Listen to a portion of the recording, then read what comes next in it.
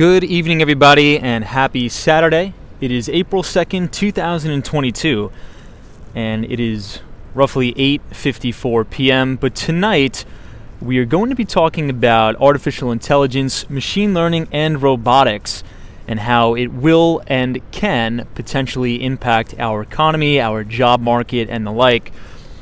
And one of the reasons why I wanted to talk about this today is I actually went into a McDonald's and was ordering food via their self-checkout machine. And I noticed some very interesting sort of things about that self-checkout experience. So I wanted to take a deep dive, and I wanted to share an article with you all from Forbes. And it is titled, How Self-Checkouts Can Improve the In-Location Experience. So the COVID-19 pandemic shattered the status quo in 2020, and this year will provide no guarantees for retailers, restaurants, and other physical experience providers either. You must leave no stone unturned when it comes to customer retention, and self-checkout represents one stone to consider for all revenue-constrained businesses, which make up most businesses today. This is not speculation. Through our 2021 State of the Self-Checkout Experience report, we found that out of the 1,000 surveyed consumers, they will form their shopping habits around self-checkout options. So, for example, if you walk into a drugstore or a supermarket and they do not have self-checkout options, well, you're probably going to lose business to other retailers that do make those options available. Now, one of the things I noticed that was pretty interesting before I say hello to everybody in the chat, when I went to the self-checkout place in McDonald's and I was just going to, buy, I think I was just hungry and I was trying to hold myself over from eating when I get home. Well, one of the interesting things is I was going to buy, I think it was just like a small fries or something like that. Or it was a 6-piece chicken nugget, I believe. So when I went to go buy that, and when I went to hit checkout, I get a pop-up notification on the screen that says, for $1.50 more, or for $2.50 more, would you like to add fries and a drink with that? Now, if you think about, that may just be such a small thing, but think about it like this. If you go and you order from a regular person at McDonald's or the cashier, how often do they ask those qualifying questions to potentially increase the revenue for the company? Probably not that often. I'd say probably about 30% of the time. But a computer and an algorithm always does the necessary sales practices necessary to generate incremental revenue. So even though somebody goes to the self-checkout machine at McDonald's, maybe they just want to buy a soda, that machine, that algorithm will every time, 100% of the time, offer upsell opportunities. So I'd be interested to see the data between the revenue generated or the ARPU generated from a self-checkout machine as opposed to the average recurring revenue generated from ordering at the actual physical person. So let's see who we have in the chat. I see Buy the Book. Happy Saturday, Buy the Book. Bianca M is here. Good to see you, Bianca M. Benjamin says, evening, Tom. Hey, Benjamin. Shauno is here, says hello. Vinny Castellano says, good evening, my friend, and I hope you're having a great weekend. I am Vinny Castellano. Hope you're having a good one, too. I see Ken Kramer, Jonathan Richards, Ed Podke, Michelle Henry, Savi, Carol Reevy, Sanjib. Ed Podke says, it's my birthday. It was almost on April Fool's Day. Wow. Well, happy birthday to our friend Ed Podke from upstate New York. Ruby Falcone says, only... Oh my God, guys, look at this little guy. Look at this guy. Hope he's having a good Saturday as well. So I just thought, so for today, usually we don't have a conclusive topic for the weekend streams, but as I was pondering sales in general, I'm in enterprise technology sales, and I just thought, because I never go into McDonald's, right? I never go to McDonald's, but I was so hungry the other night. I'm like, all right, I'm going to get a little teeny something to hold me over until I eat at home.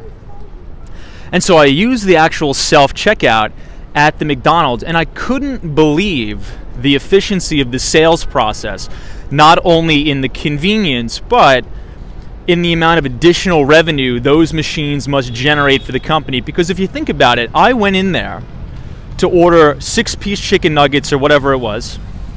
I went to hit checkout, and it says, hey, for $4 more or $2 more, I forget what it was. you could add fries and a drink. It's not going to cost you that much more, but you're going to get this much value out of it. And had I ordered, right, and this is just speculation, had I ordered from a physical person at the McDonald's, they probably wouldn't have asked me those questions. They would have probably just rang me up, taken my order.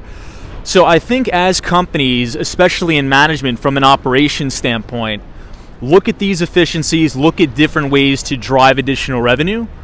I would love, if I was a consultant at Deloitte or McKinsey or whatever, I would definitely be looking at the data for the average order size at a self-checkout kiosk as opposed to the average order size at, ordering from McDonald's with a physical person. And I would bet you anything, I think a guaranteed 100% the average order size in terms of revenue is probably much bigger at the self-checkout kiosk, because every single time you order, the machine is a perfect machine. The algorithms are perfect. People aren't perfect.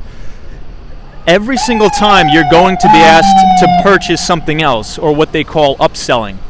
So machines and algorithms, it just reinforces the idea that humans are replaceable. So I'm interested to see what your guys' thoughts are on that.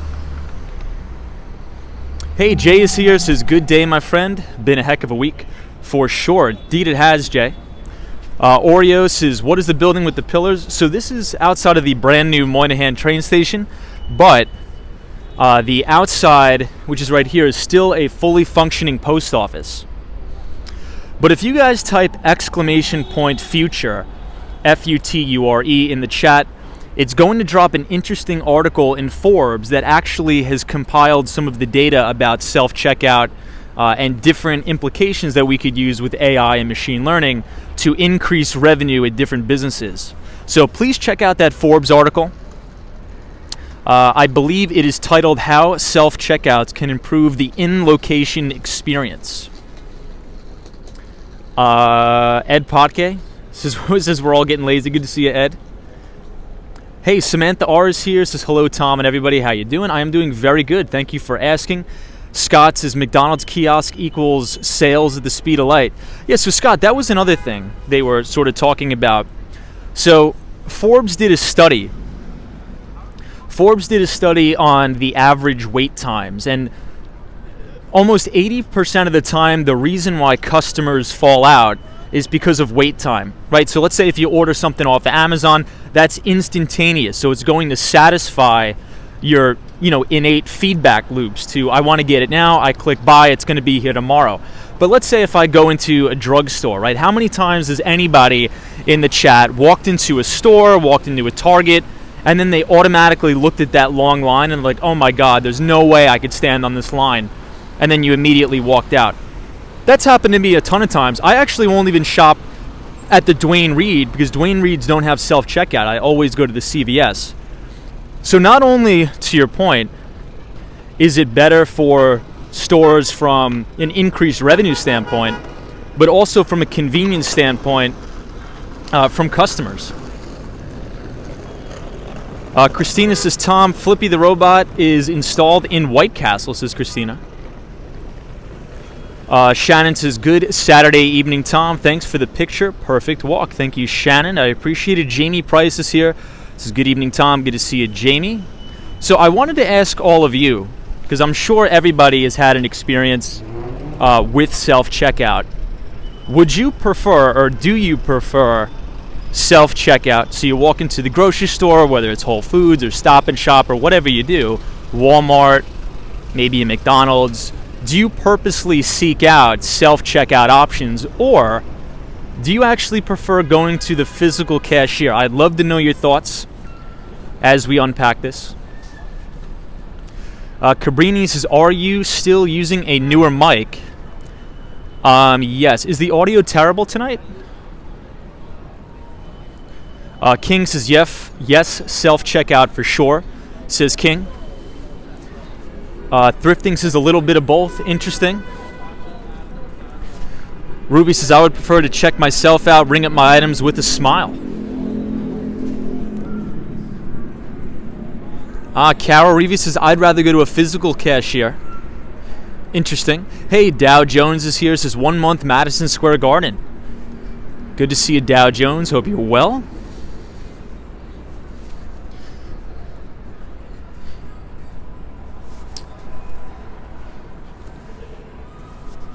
Ed Potke says, depending on how many items it is. Nick Rock says, I would rather use self-checkout, Tom. I know where things are when I get home, plus eggs and bread in their own bag. So more from like an operational efficiency standpoint, like you don't trust the other person. That's interesting. Wendy England says, I do self-checkout unless I have a ton of stuff. Yeah, Ruby Falcone says, good evening, Billy Joel. Good evening, absolutely. Jamie says, I would rather go to a physical cashier. Gary says self-checkout. Cabrini says, Tom, I do self-checkout at CVS, but at the grocery store, I don't like doing the produce in self-checkout because of the no barcode. Yes, that's actually a big pain. Christina says, Tom, I don't really like self-checkout. It also depends on how it's so personal and so cold in emotions. Interesting. Yes, Samantha R says, Tom, it depends on the length of the line. Sometimes the self-checkout at Whole Foods is longer than the line in physical cashiers, depending on the situation. That's true. TMB says, I prefer to bag my own groceries. Gregory says, I use self-checkout when it's available. Aldi did a pretty good job with their cashiers, though. Okay, Tamara says, depends on how many groceries I have. Yeah, so I'm seeing everything is pretty much split down the middle, but everybody's more leaning towards self-checkout. And so here's another reason why I wanted to bring up this topic. Because I think if we think about yourself or your personal life, right? So how it relates to my life, I am in sales, right? I am in tech sales. And I think if we really study how algorithms work or machines work, so for that very trivial example in the McDonald's, I walked in there planning on just getting 6 chicken nuggets and walking out, but I actually left with fries and a soda paying 300% more, right? I was going to originally walk in there and pay like whatever it was, $3.50, $6. I walked out paying $12 because the machine asked me those questions, right? Now, it's not going to convert everybody, but it just goes to show you what a systematic process looks like and why machines are quite literally perfect and humans are not. So for example, sometimes being an account executive and selling to customers, sometimes I get lazy. Sometimes I don't want to ask those qualifying questions, those fact-finding questions. So it leads me to wonder, how much opportunity and how much money have I left on the table? If I am working at McDonald's, right? And somebody walks in and I've had a long day and somebody just says, I'll take 6-piece chicken nuggets. You ring them up, they're out the door. But that machine, that robot is going to hammer every single person that comes in there and is going to ask them, hey, based upon, your choice of purchase of this, we recommend XYZ. Now, even if that just converts 20% of the people, imagine the additional revenue that's going to drive for that company, right? So I think for a lot of people in the chat, we're either in sales or you own small businesses. So it just goes to show you, in sales, it's so important not to necessarily be the smoothest talker or to be the nicest guy.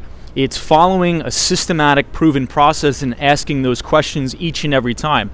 Because I can guarantee that if we pulled the data from McDonald's corporate headquarters, or really any store, by the way, to say which drove more revenue, which drove, a larger sort of customer purchase, I would put my money that it would be the robot. What do you guys think? Hey, I see Jack the Ripper, or Jack Tripper here, says the kiosk is so quick as well. Yeah, and so, I studied a little bit of psychology in college, and people, when they're not stressed, they tend to spend more money, right? If you have a good mood, if you're not all disgruntled waiting on a 2-hour line at McDonald's, you're probably going to have a bigger purchase anyway. Hey, retired Florida guy says, hello, Mr. Tom. How do retail stores protect themselves from self-checkout cheats? As an apparent healthy guy, why do you shop at McDonald's? Yeah, so it was a one-off. So retired Florida guy. It was after streaming very late at night, and I was starving. Nothing else was open. So I walked into the McDonald's, right, to say, okay, I'm going to get something very, very small to eat, just so I don't pass out, to hold myself over until I get home, right? So the point of that story was I was walking in there expecting to get something small, but then I'm like, what the hell? I'll just cave and I'll get a larger meal. And the reason why that happened is because the robot followed a systematic sales process that's proven that humans don't always do. But it's a good question. Hey, Faith is here. Good to see you, Faith. Welcome. Hey, Crystal Beauty says, Tom, I prefer not to deal with the cashier. Self-checkout all the way. Interesting. Cosmo Scary says, when I used to eat at McDonald's, I realized I ordered more on the kiosk. Yeah, Cosmo, so I don't have any conclusive data on that, right? But from my experience, like, you almost catch yourself in these little things, especially as a salesperson, right? I've been in sales my entire life. And I was like, wait, that kiosk just upsold me stuff, right? And even when I went to place my final order with Apple Pay, it says, are you sure you don't want to add a dessert with that? And I'm like, no, I don't. But could you imagine the amount of people who actually do add on every single thing the machine offers them? Very interesting to think about. Brian is here, says, I prefer self-checkout over anything else.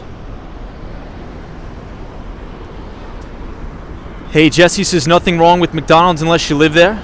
Good to see you, Jesse. The ABX girl says, I am worried about being suspected of not paying. They even had a skit about it on Saturday Night Live. Give me a human cashier. Okay, so you're saying, ABX girl, that the comfort level is not there because you think that maybe a security guard or something would suspect you of theft or something like that. I think that's a fair concern, actually. I think that's a fair concern. Cabrini says robots are more efficient.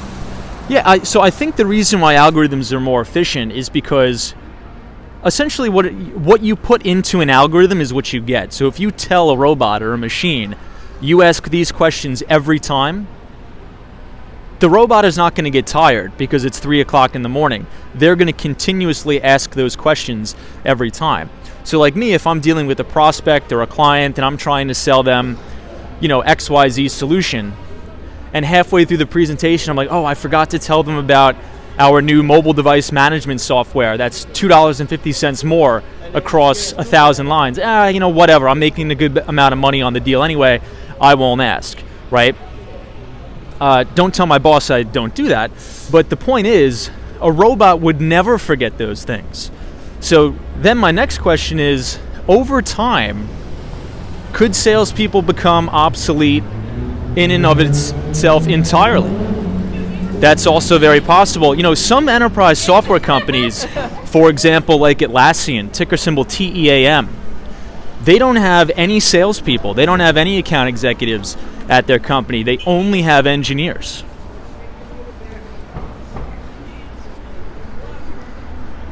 Grant Stenton is here. What's up, Grant? This is old tip. Don't buy food when you're hungry. You'll fall for those sweeteners. Good to see you, Grant.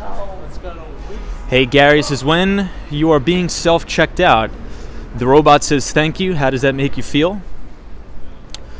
It makes me feel pretty good. Design ideas. It says, future tell those bike lanes across New York City and everywhere are robot delivery lanes for the future. I think you could actually be right on that. We did actually see live on the stream one of those Google Waymo cars, which are the autonomous vehicles. Hey, Tina Toomey says, I need a person. They can help me with confusing issues I have. That's fair. That's fair. Hey, Christina says, Tom, I was the highest retail person cashier at Coco's Grill in Denver. It was so stressful because Pope Paul II was in town. I must have rung up over a few hundred people that hour. Wow. That's insane. Hey, DWG is here from Canada. Good to see you. Jay is here. Says, you have to watch cashiers. Sometimes they charge you for something you didn't buy. Ken Kramer says automated upselling will definitely add a lot of revenue from impulsive buyers. Yeah, I think I have to agree with you. Here's another Tesla here. And I think, I just wish I had access to this proprietary data from all these companies. Obviously, they would never release that, right? But, for example, if you look at, I was sitting in on an earnings call, Starbucks earnings report. And one of the metrics they track is obviously same-store sales. If same-store sales is either up or down, as well as average ticket size. And so I was on the conference call of Home Depot and Starbucks. And I think we actually covered this on the stream. So Home Depot last quarter increased their average ticket size by 25%. But it was not because people were buying more goods and services. It was actually just because prices of things were going up. But now that I think about it, imagine if you walk into a Starbucks, a coffee shop, whatever, right? Or even if these companies integrate an ordering service on a mobile application, if they can sort of adopt the Amazon approach, where once you put something in a self-checkout cart, when you go to check out, the algorithm will automatically suggest additional products to you. I would love to see the data if that would increase average ticket sale or average ticket item at those companies. I think it would. So if you guys want to read a little bit more about this, I think it's a very important trend to pay attention to. I think this trend of AI, machine learning, is going to create the world's next trillionaires, not billionaires, multi-trillionaires. So if you type !future, F-U-T-U-R-E, in the chat, the Nightbot will drop the link to the Forbes article. Hey, WW says that sounds like it absolutely would increase sales. Yeah, that's what I'm speculating. Like, so for example, let's say if you order a coffee on a Starbucks app, but before you click checkout, it says, are you sure you want to check out now? Because we found that adding this muffin goes really well with this particular coffee, or whatever it is, right? That's an automatic salesperson without having to pay a salesperson a base salary. And it happens all the time on Amazon. I'll give you an example. So I buy a lot of books, a lot of used books off of Amazon, and every time I'm about to check out, the algorithm will say, hey, before you check out, people who are interested in these books also bought this, this, and this. And then I wind up buying 7 or 8 more books, which adds to that additional revenue. So I think it's going to be an interesting trend to watch as we go forward. Hey, Sabrina Ferris here. Good to see you, Sabrina.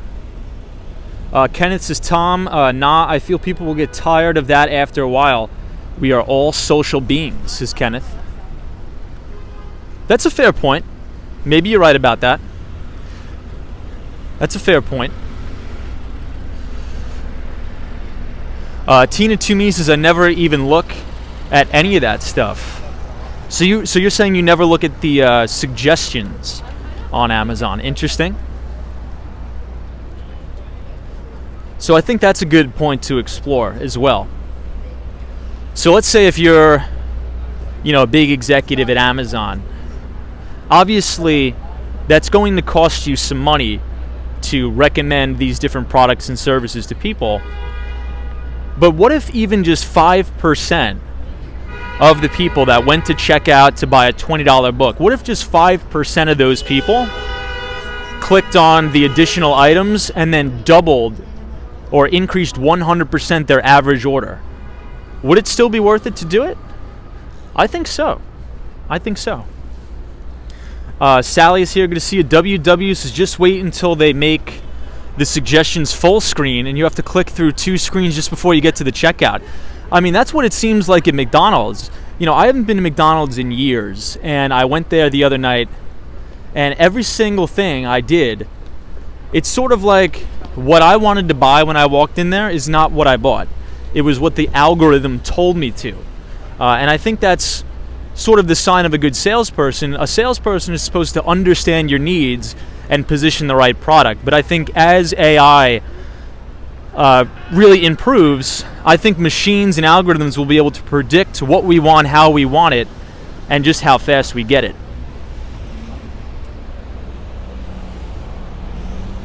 So there's an interesting guy. He's actually one of my favorite technologists of all time. His name is Kai-Fu Lee, K-A-I-F-U-L-E-E. And Kai-Fu Lee back in the day was actually tasked, or he was hired by Alphabet or Google to lead up their Google's China unit. So Google search in China. And now, Kai-Fu Lee is since long retired, but now he runs a venture capital firm called Sinovation Ventures, which exclusively invests into Chinese-only AI and machine learning companies. So Kai-Fu Lee did an unbelievable interview with Bloomberg, I think about 4 months ago, talking about some of the similar things we're unpacking on tonight's live stream. So if you type, I forget the Nightbot command, I'm so horrible with these. I think if you type !AI, so !AI, the Nightbot will drop a link to the Kai-Fu Lee Bloomberg interview that they just did not too long ago, talking about very similar things, how AI is going to disrupt a lot of jobs in the market, how it's going to cause massive displacement, but also how it's going to simultaneously create 2 times the amount of jobs, but just jobs that require a very, very different set of skills. So if you type !AI, check out that Bloomberg interview. I think you're going to learn a lot. This guy is a very sharp guy. He's already written 2 books, one of which I think I've recommended before on the channel, called AI Superpowers. So now we are standing at 34th Street and 6th Avenue, overlooking Macy's here at Herald Square. Gary, it's good to see you. Tina Toomey says, but can a robot algorithm make you feel better about yourself if you go home and find you spend your money on stuff you'd like but didn't want? Probably not. But it's interesting that you bring that up, and I'll tell you why. So in one of Kai-Fu Lee's books I was reading, called AI Superpowers, one of his first startups was a robot that was supposed to go into elderly people's homes to try to keep them company. But do you know what was the main reason, the only thing that robot was good for when they put it in the elderly person's home? The elderly people didn't use the robot for communication. What they did is they somehow found the customer service number for the robot for troubleshooting, and they called the customer service number only to talk to a physical person on the other line to keep them company. So to your point, Tina Toomey, I think as we move further down this road into machine learning, artificial intelligence, it has been conclusively proven that humans are here for a human experience. A robot can't replace a friend, a robot can't replace a companion. So one of the other things in his book was like, look, we're going to need to start restructuring our economy for this new world, because a lot of jobs are going to be displaced, and right now we're not putting a lot of value behind, let's say, home healthcare aides, right? They're only making $15 an hour, when in actuality their value in this new marketplace is actually probably worth 10 to 20 times more. As weird and as crazy as that sounds, but as more and more jobs get automated away, companies are going to become so efficient that some people are just not even going to know what to do. So it's a good point. Hey, Bernie Sanders 2020 says the book is named AI Superpowers, China, Silicon Valley, and the New World Order. Yes, Bernie Sanders, that was a great book. But Bernie Sanders, what I would like to add, Kai-Fu Lee actually just came out with a brand new book called AI 2041, and that was just as good as the other one. Hey, Beto says Tesla delivered 310,000 cars in the quarter with just 2 Gigafactories, while Giga Berlin and Giga Texas are starting production. Yeah, Beto, I saw that today, which is extremely impressive, by the way. Arbol, good to see you. Welcome. Christopher says, I can't believe you guys let text grades comment slide. Wall Street Warlord says GPT-3 can integrate with robotics for purposes of realistic and humanistic conversations. Interesting. Yeah, so Wall Street Warlord, do you think there'll ever become a time where humans could get a same sort of, should I say dopamine response? I don't know. But do you think that there will ever be a time where human interaction could ever be replaced for a robot and trigger the same response? I don't know. What do you think? Texas 05 from Corpus Christi says AI is scary to me. Tortellini says I need a robot girlfriend. Brody YYC says I purposely don't go to self-checkouts. Interesting. D says people need interaction. Agreed, D. Good to see you, Bernie Sanders. Jay says, aren't self-driving cars a form of AI? Yeah, I guess they do use AI, absolutely. You know, and that's why many analysts on Wall Street now, they didn't used to consider Tesla a big data company, but now I think a lot of analysts on Wall Street are evaluating Tesla as a big data company, because every mile a Tesla drives is collecting data, which then in turns can increase the efficiency of their self-driving abilities or capabilities. Christina says, Tom, I would like to see Elon Musk develop a deep subway station for MTA in New York City. So I think that would be considered the boring company. And I believe that Tesla, or I shouldn't say Tesla, the Boring Company gave the city of North Miami a proposal to build a boring tunnel from North Miami Beach all the way to Sunny Isles Beach. I'm not sure if that's ever going to get approved, but hey, Anna says no way, no one can replace humans and the uniqueness of emotions and intelligence we possess. So Anna, you have the same opinion that Kai-Fu Lee does.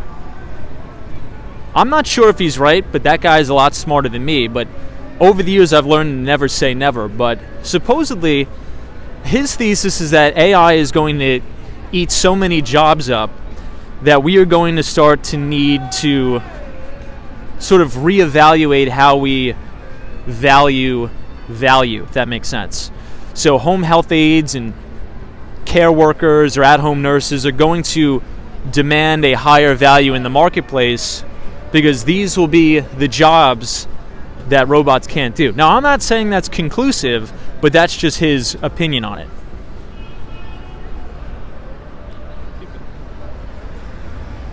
So I'll give you guys one more shot of the Empire State Building. Valentine's is New York City safe. I mean, as safe as it can be, I guess. Chris says, except you have been following him, you have seen his physical... Bernie Williams is all loyalty cards, spending money on cards, and money taken from your bank, online spending, Google/Apple Maps. I can look back, so can they. Pixelogic says, Tom, I heard the CEO of Skynet said there's nothing to fear about AI. Yeah, so I tend to be more optimistic about it. I think you could see these horror stories about, you know, how it's going to destroy the world, but I think just like with anything, just like the introduction of a cell phone, just with the introduction of internal combustion engine, you know, things tend to work itself out. Jobs are destroyed, but new ones are created just with a different set of skill parameters, right? So for example, you know, there was a lot of mechanics back in the day that used to work on horses and buggies, but when the automobile came out, you know, those jobs were destroyed, but if they retooled their skill set to be a mechanic on internal combustion engine cars, well, then they have a job. I think similar things are going to happen here, but I'm just not exactly sure how it's going to play out. I would love to know your thoughts. Yeah, so John says today is Ramadan. It is. So I think yesterday was the first official day. So to all of our viewers that celebrate and participate, wishing you a very peaceful and prosperous time of year. Absolutely. Alan Wilson says, good evening, Tom. Were you able to buy your 2 books today? I was not. I'm going to do it tomorrow. I couldn't find my ATM card, which is a little bit of a bummer. because I never carry cash on me anymore. Psychic says they are willing to pay a premium for human interaction. Willix says, hi, now joining the chat. Good to see you, Willix. Psychic says, in Japan, they have robot-run cafes and hotels, but they also have places where you could pay to take a nap with someone or rent a boyfriend for a day and go shopping with. Really? That's insane. Jim Martin says, hello from Toronto, Canada. I hope everybody is enjoying their weekend. Hey, thank you, Jim. I appreciate that. I'm enjoying it so far. Jack says, I could be wrong. I heard on YouTube yesterday. No, you're probably right. I mean, I just think that's a little bit crazy, right? That you could actually like rent a person. Wall Street Ward, good to see you. I love that username, by the way. Wall Street Warlord. Love that username. Nick Rock says, Tom, depending on your bank, you should be able to go into a branch and get a card replacement. Yeah, you're right. You're right.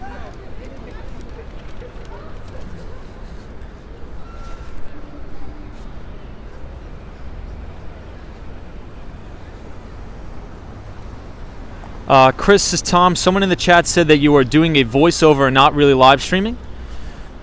Well, I guess that would be plausible, right? I don't think that their conclusion is irrational. I mean, I think it's probably possible. Scott says, hello from Virginia. Hey, Scott. Good to see you. Christina says, Tom, Sunny Isles is known as Little Moscow. Yeah, so there's a lot of what I like to call piggy banks in the sky over there in Sunny Isles Beach. Very similar to what they are here in Billionaires Row in New York. Hey, Design Ideas says, evening, Tom. Good to see you. Robert, welcome. Cosmos says, Tom, is a simulation developed by Zuckerberg.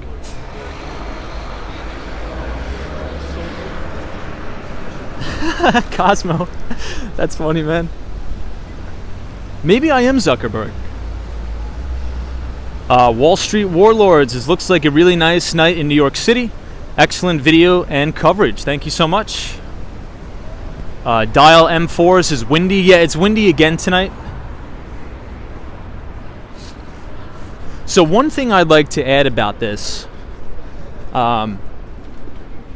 So as a sales, if anybody is in sales in the chat, or even anything, if you follow a specific routine or you're trying to become more disciplined, the number one thing I think for me that has led to, you know, any type of success being a salesperson in tech sales, it hasn't necessarily been, you know, saying the right things to a customer, you know, being the most relatable and kind person, or being you know, a good smooth talker.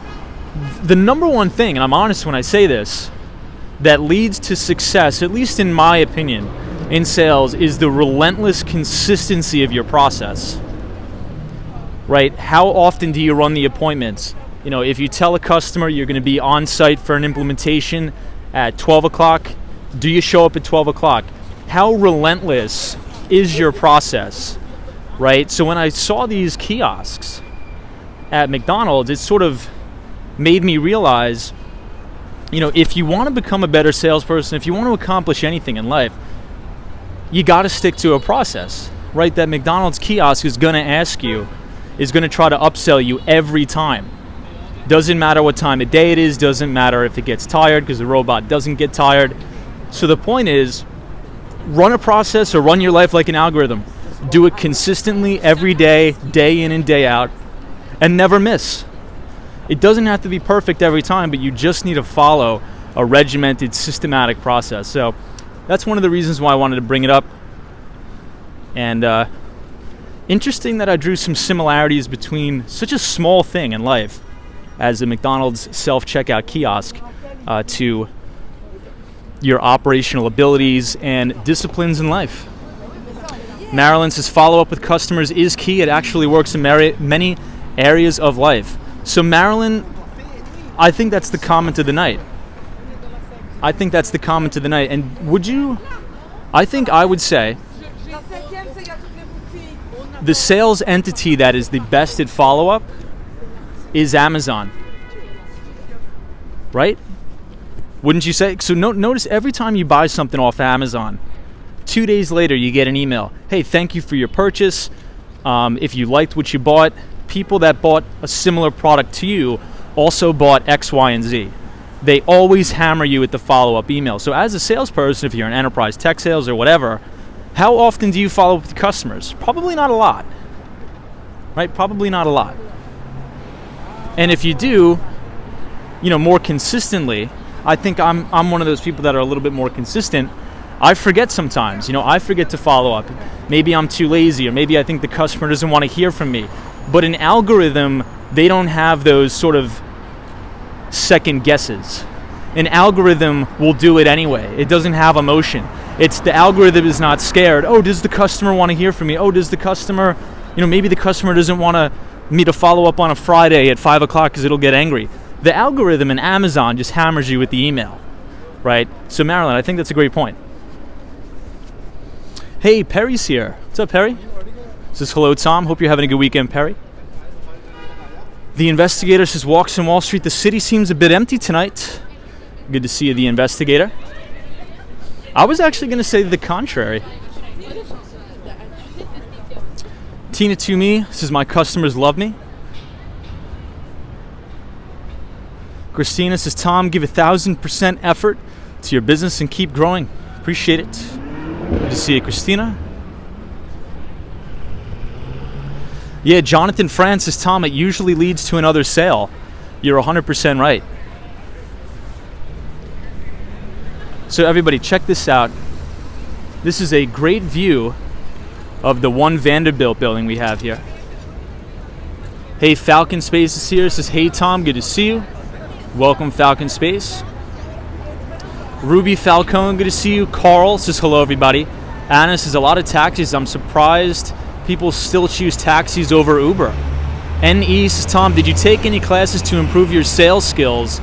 I never got into sales due to being an introvert and having poor communication and social skills. Well, NE, the best salespeople that I know are introverts, by far. I'm an introvert, as surprising as that may sound. I do a YouTube live stream, but I am such an introvert that it's not even to be believed.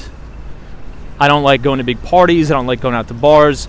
Super introverted, but when it comes to business, that's when it's ruthless. And a lot of introverts think exactly like that. So let's go to Bryant Park. But NE, I think the biggest thing, right, in my opinion, and there's a ton of salespeople out there that are going to tell you many different things, and I always say everybody is right? Whatever process you choose to listen to is right. But what has worked for me is just repetition of doing it over and over and over again. The first time you make a call, right? The first time you pick up the phone and call a customer or a prospect, you're going to be nervous, your voice is going to be shaky, and they're going to hang up on you, right? And that's nothing personal. And at first, that's going to crush you. It's going to make you feel terrible. But if you do it every day, from 19 years old to 26 years old, it's just going to be like tying your shoes. So the best way to improve upon anything is just to repeatedly do it over time. Right? If you're a horrible basketball player, you never played basketball in your life, and you go to the park and try to shoot around, you're going to be horrible. You're going to make a fool out of yourself. But if you stand at the free throw line, or whatever it's called, and you shoot 1,000 baskets a day, over time, your percentage of making it in the hoop is going to go way up. It's the same thing with making calls. It's the same thing with giving public presentations. It's the same thing with giving product demos. The more you do it, the better you're going to get. But that's just my opinion. Some people take courses, some people do other things, but I think the process of actually doing it may be a little bit more worth your while, if that makes sense. At least in my opinion. And I could be wrong, but Hey, RR Walk, good to see you. Bernie Williams is here. Says Tom, totally agree. Faith, good to see you. Strider 1239 says I'm horrible at leaving voicemails. It's like I'm talking to myself. You know, I'm horrible at leaving voicemails too.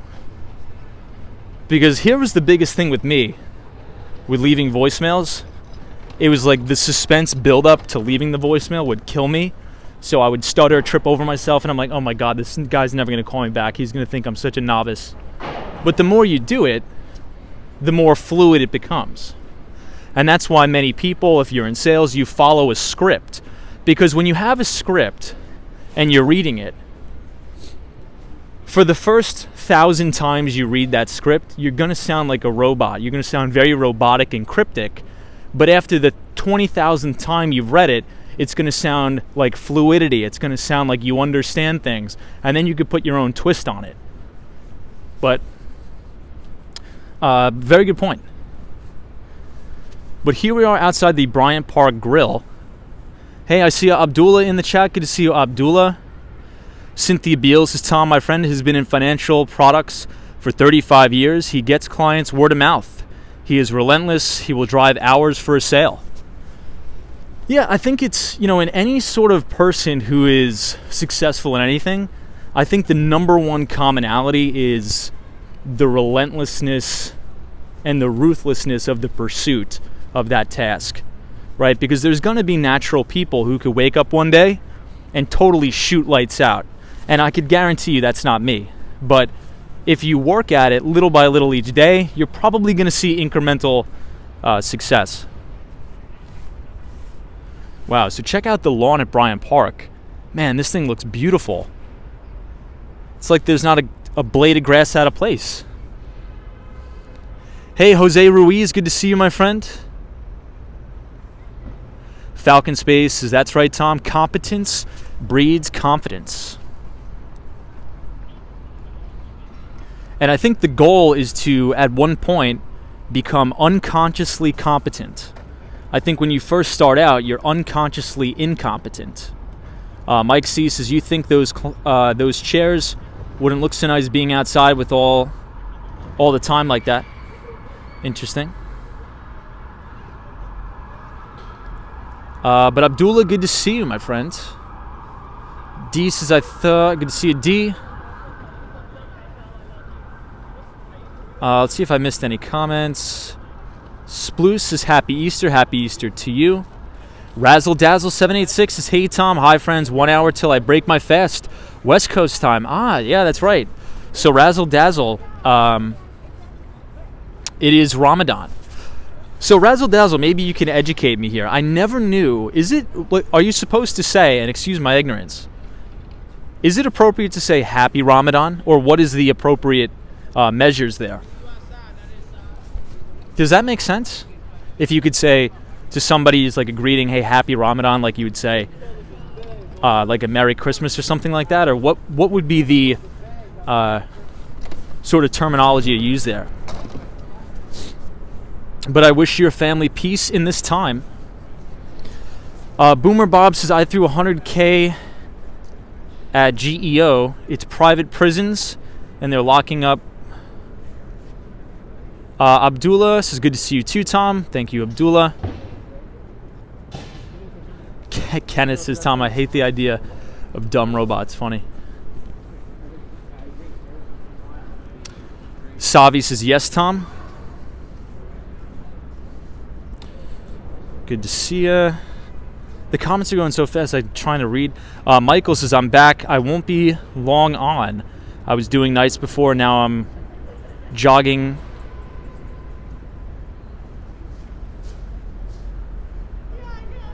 All right, Michael, good to see you. Wall Street Warlords. Tom, can you show the main lion entrance to the New York Public Library? Yes, we can. We will do that right now.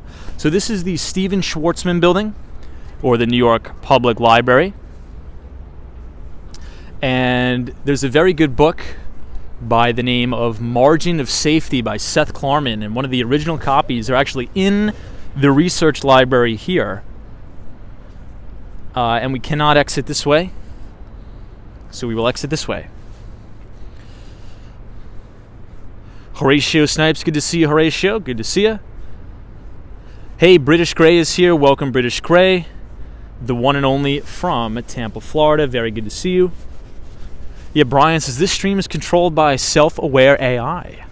It's possible. It is very possible. Mike C says, I wondered that when you said Happy Ramadan yesterday. Yeah, so I think you're supposed to say Ramadan Mubarak, but I'm not sure what that means, and I always get very self-conscious if I don't know how to pronounce something. John, good to see you, my friend. Horatio Snipes says, Tom, jump the barricade. Yeah, I mean, if you guys want to see me face plant on the floor, then we'll see that.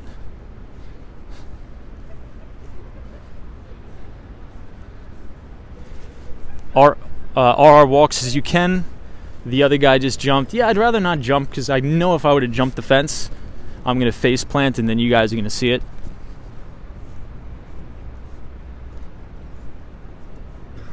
Hey, Jasmine says, hey Tom, it's Jasmine here. How you doing? I'm doing really good. Doing very, very well. So I'll give you guys one more look at the entrance of the Bryant Park Grill.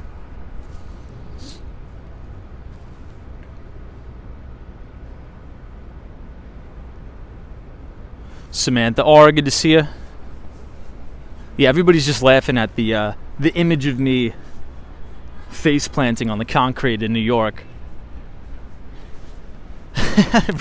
Ruby's like, we don't want that. Man, everything looks crystal clear here. Hey, Jimmy's here. Says, hi, Tom. Greetings from Montreal. Thank you for your great insights on Wall Street in New York City. Enjoy your weekend. Hey, thanks, Jimmy. I appreciate that very much. Thank you for watching. It is much appreciated. So we'll exit Bryant Park, and we're going to head to the other side of the Schwartzman building. Cynthia Beale says we are watching for rabbits. So for those of you who are just joining, the two Nightbot commands for tonight is !future, F-U-T-U-R-E. It will drop the Forbes article that actually goes into a little bit more conclusive detail and some data about how sales metrics increase the more retailers and companies institute automated sales processes or self-checkout. So !future. And then if you want to listen to an unbelievable audio podcast on Bloomberg with special guest Kai-Fu Lee, which he was the former president of Google China during the tech and telecom boom. Now he is retired, but he does run a venture capital firm called Synovation Ventures from Silicon Valley. Specifically, they invest in only Chinese AI and machine learning companies.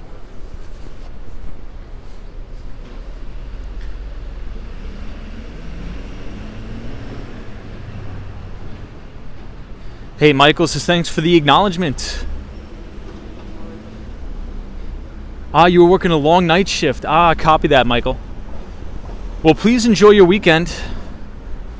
Vane Chung is here. Good to see you, Vane. Welcome. Hey, Otto is here. Good to see you, Otto. Stardust is here. Welcome, Stardust. So this building here is actually one of the newer libraries. Well, this library has been here all along, but they just renovated the entire thing, and the 5th floor of this library actually has all Bloomberg terminals that you could use for free. So there was a big grant given to the city of New York, and on the 5th floor is the International Business Center.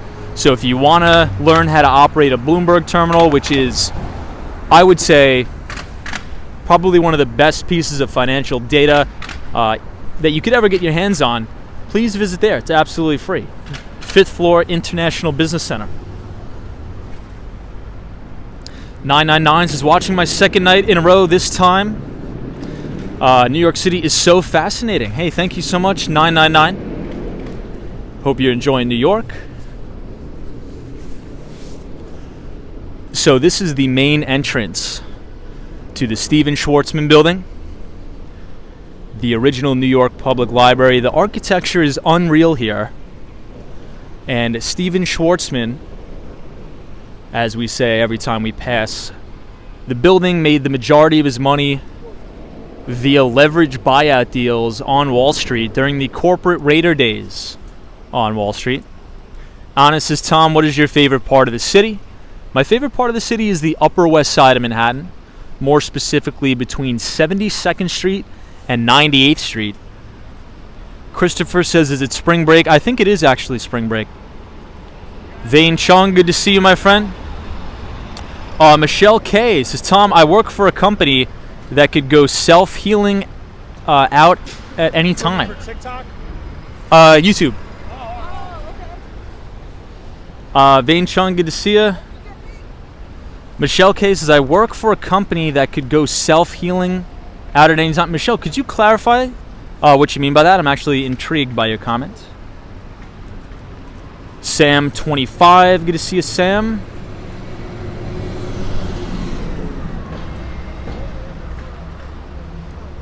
Hey, Michelle McGraw, our one and only moderators here, says, hey, Tom, good evening and have a good weekend. Welcome.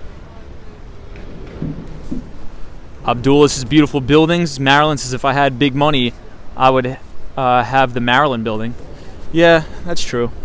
You know, I think they're doing some major renovations. They're doing something here. Let me turn the camera around. You can see.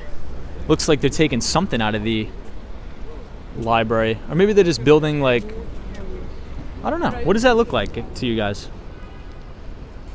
Hey, Wall Street Warlord. Love that name, man. Says, thank you for the great views. No problem, man. Thank you for being here. Yeah, Robert says, Tom Schwarzman donated a lot of money to get his name on that library. That is true. Michelle K says, self-checkout at any time. Copy that.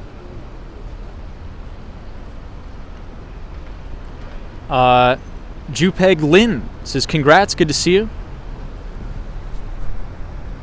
Yeah, James says it could be benches. Let's check it out. We'll get a little bit closer. You know, it looks like they're trying to build some signage here, I guess. But I guess my second point that I want to make about tonight's topic of discussion is if you're running a small business, or if you're a salesperson, or you're trying to build a startup or something like that, I think it's important to look to the companies and the businesses that are already successful and try to create duplicities across your own environment, right? So how can you copy in an ethical way and replicate those practices? So for example, maybe you're selling, products and services on Etsy.com. So maybe you want to take the Amazon approach to offer somebody else something when they're about to check out in the cart. Say, hey, I noticed you bought XYZ product from me. 90% of the people who enjoyed this product also came back and returned and bought this product. Those little things that you can add in, especially if you can automate them. Well, let's say you code a program and then you API into Etsy or whatever it may be. I think you get the point. I think you're going to increase your sales significantly because selling is all about the consistency of the follow-up and not being afraid to offer your customers additional products and services. And what we've learned throughout the years, Amazon is $1 trillion company. How did it get that way? Because it has very regimented, automated procedures that will consistently give you that feedback loop to say, hey, thank you for being an Amazon customer. We understand that you bought XYZ product. People who are interested in similar products also bought this. Click here to pay now, right? So if you can institute those processes into your own life, you are going to absolutely rip the face off of your business life and become that just much more successful. And it doesn't even need to be in business, right? Maybe it's working out. Follow that regimented process of getting up and doing it every day at the same time, consistently over long periods of time, and I think you're going to get good results. And I'd love to know your thoughts on that as well. Arturo Flores says, hello, Tom, I am here. Good to see you, Arturo. Happy Saturday. Wow, check out the lion here and the Bank of America tower in the back. Bernie Williams, good to see you. Does anyone in the chat had an interview for Amazon for a tech job? I applied to be an account executive for AWS. I never got the interview. Mike C says Amazon phone support used to be a lot more accommodating. The customer's was always right, not so much anymore. Interesting, Mike. Hey, Marty Lewis, what's up? Marty Lewis is here. Good to see you. Says, hey, Tom and everybody. Hey, Marty, did you go swimming today? Usually, every time you join the chat, you're either coming back from swimming or something like that. So, if that's the case, hopefully you had a good swim. Hey, Cousin Patty's podcast says it looks like a beautiful night. Thank you so much. Javier T says, is crime as bad as they say? It's gonna get better. I think it'll get better. Gene says the library lions are patience and fortitude. Thank you, Gene. I'll give you guys another look at them, and then we'll head out. I'm not sure what they're building, but it does seem like they're building something. Elliott Wave Review, the one and only, says, yo, Tom, which team will win the World Cup? The United States. So since the USA qualified for the World Cup, I have to root for the boys in the red, white, and blue. Obviously, I have a little bit of a bias there. Marty Lewis says, I didn't swim today. I just went out to get some Chinese takeout. Very cool. Nice. Good to hear that, Marty. Well, please enjoy your weekend, and thank you for coming to the stream. Hey, Sandy Martinez is here. Welcome, Sandy. Tentacoin is here. Good to see you. The Trending Games is amazing. Good to see you. The Trending Game. DWG says, can you believe Amazon user comments? Are you talking about like the reviews? Nick Rock says, Amazon's customer service is horrendous. Lenny says, Spineworks Comics in the house. Spineworks Comics, good to see you. Is that a store? Feel free to link it in the chat. Michael says, you already treat people / customers the way you want to be treated. Reciprocity, says Michael. Agreed. Joe C is here. Welcome, Joe C. It's always good to see you. But Elliott Wave Review, which team are you going to support for the World Cup? WW says, I always come to the stream for motivation. Appreciate it.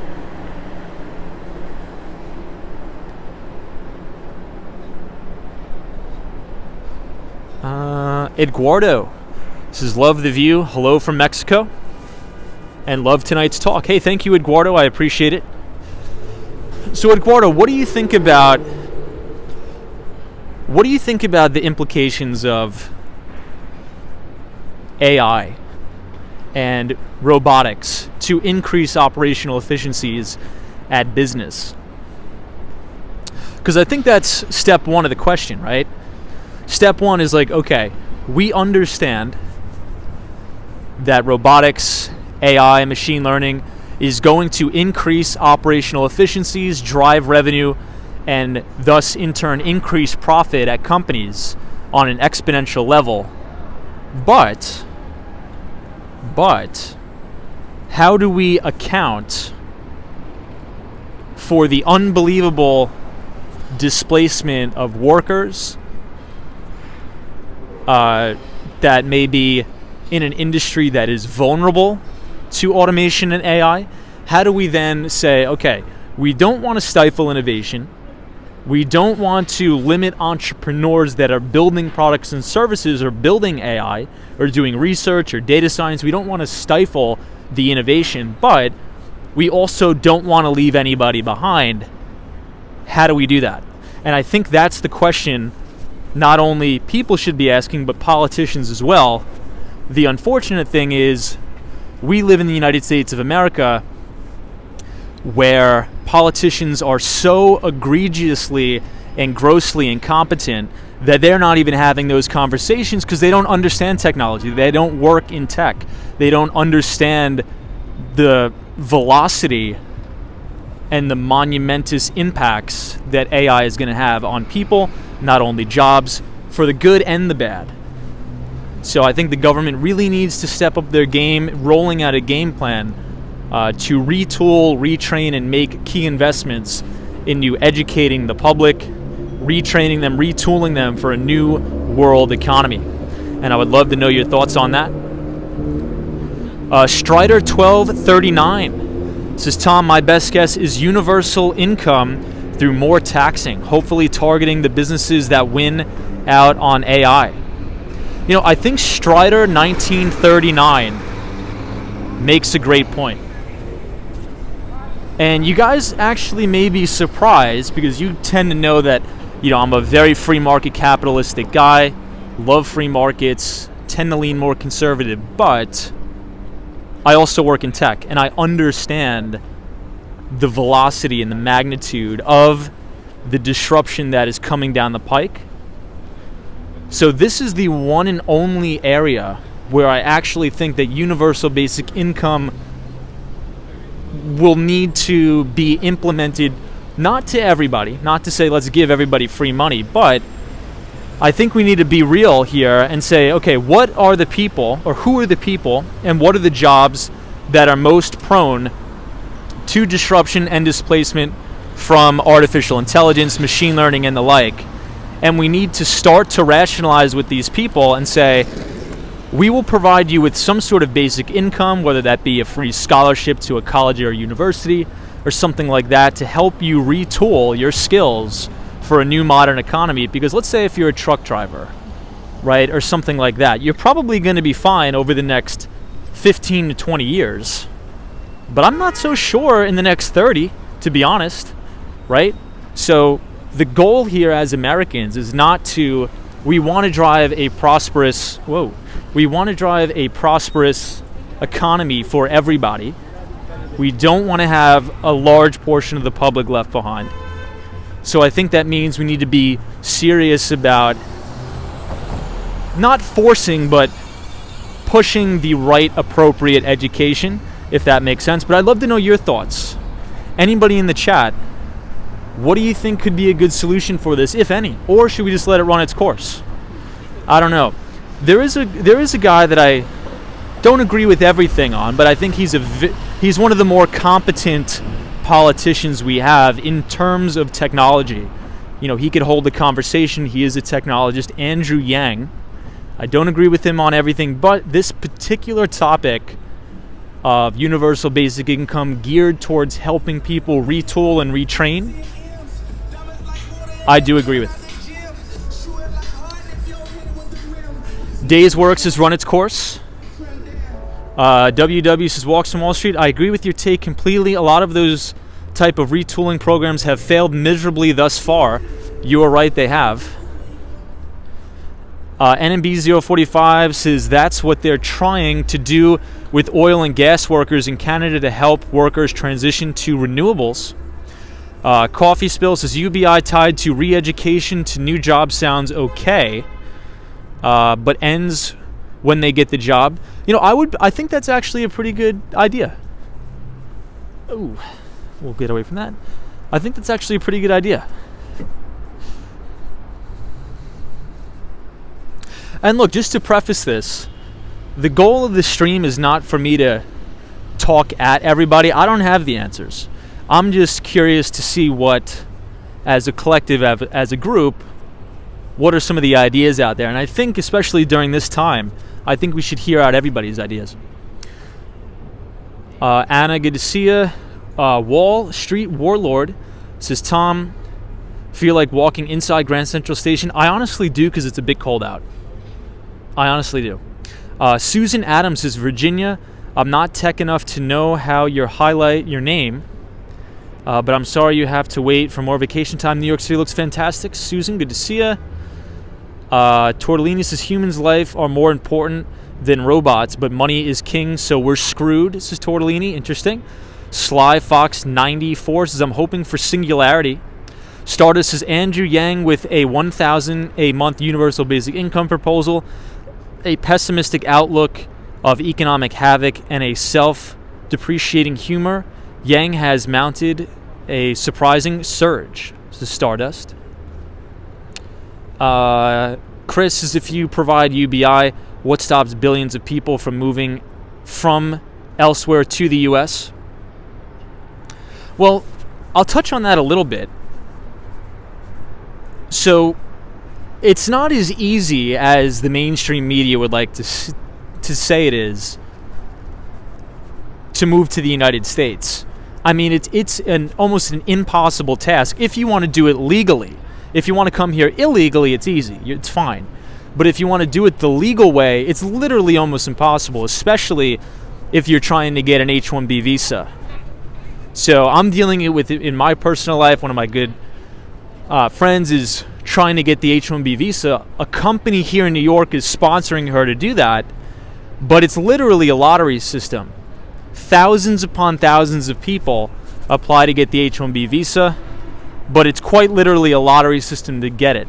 So it could be 6 years before you get it. It could be 10 years before you get it. But it's harder than you think to come to America and actually get a good job. If you want to come here illegally, right, you're probably not going to have good job opportunities, but it's actually easier to come to America illegally than it is legally. Solo 401 says, isn't it easy moving across town, let alone... Oh, it isn't easy moving across town, let alone another country. You're right. Mike C says, one country can't decide to bypass automation because all the other countries would pass it up, says Mike. Darrell B, good to see you, Darrell. Welcome. Hey, Virginia says, how are you, Tom? Cheers from Argentina. Love Argentina. Good to see you.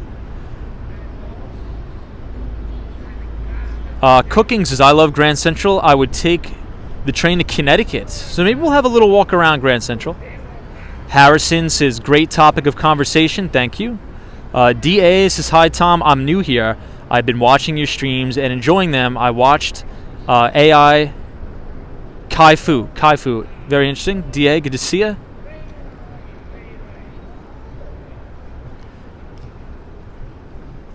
S says, they have to ease us into the job replacement for AI.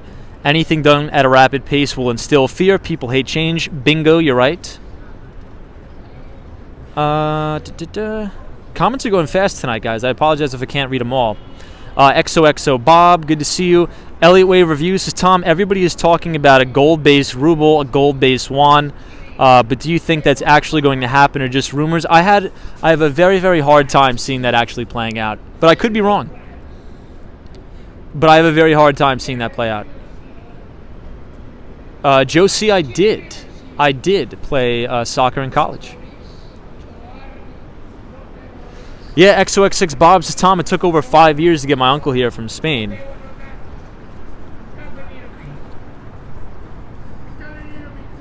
Yeah, it's, contrary to what a lot of people think, it's not easy to come to America, guys. Not easy. Not an easy thing at all. Mona D says, hey, Tom and chat, hope you're having a good evening. Thank you so much, Mona D. Appreciate it. And America wouldn't be what it is without the H-1B visa. Because with the H-1B visa, it essentially makes the United States a total brain drain to anywhere else. Every single person in any other country, if they can get access to an H-1B visa and work here in very high-paying industries, in very in-demand industries, people are going to come and do it in the United States. And something that's concerning to me is that the United States, if they don't get its act together with immigration policy, Canada is going to be the number one place where a lot of people are going to go to start businesses and things like that, because they have a very, very more streamlined immigration system when it comes to people from other countries in very in-demand fields being able to gain approval to work in the country. Hey, Sly Fox 94 says, really nice camera quality. Thank you so much. I appreciate that.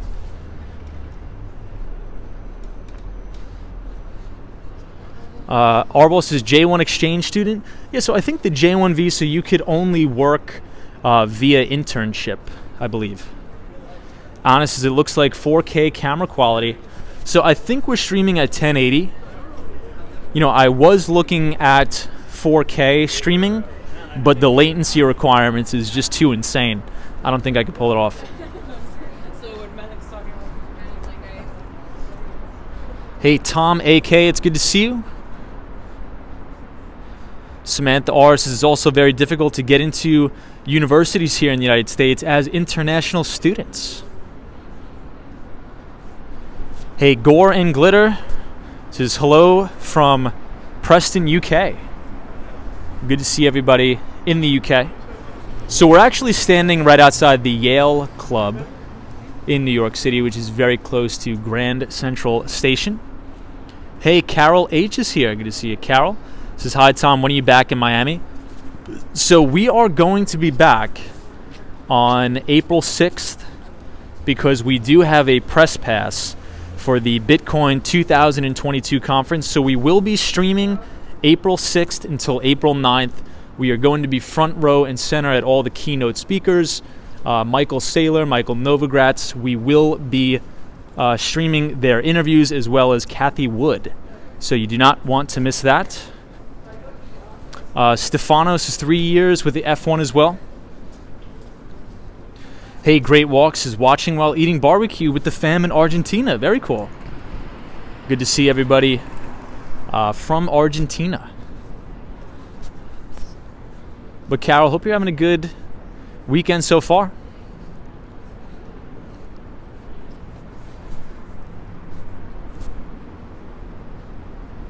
Yeah, Tortellini says the most great innovators have been immigrants. I agree. I have to get something out of my backpack, so bear with me for 1 second.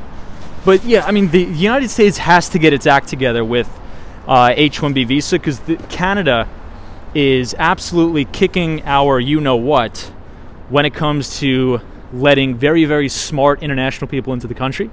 Ren 1018, my good friend, says, agree, Tom, immigrants has slowed to a crawl in this country. Yep, very unfortunate. Carol, it's good to see you. Yale Club. I think, it looks different tonight. And I think the reason why it looks different is because all of the scaffolding is taken down. Yeah, so Cosmo, that's actually an interesting question. I'm not sure about that. Are wages as good in Canada as they are here? I don't think so. But I don't want to say that with conclusivity because I actually don't know. But I think wages in the United States may still be higher than in Canada. But I think we have a lot of Canadian viewers. So maybe they could clarify.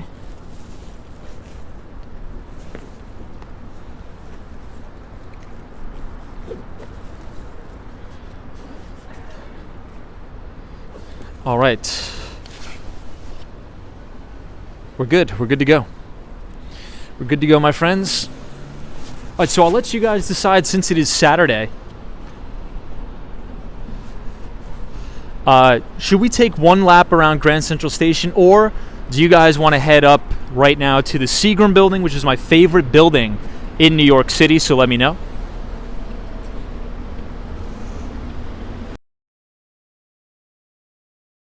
Wages are higher in the United States.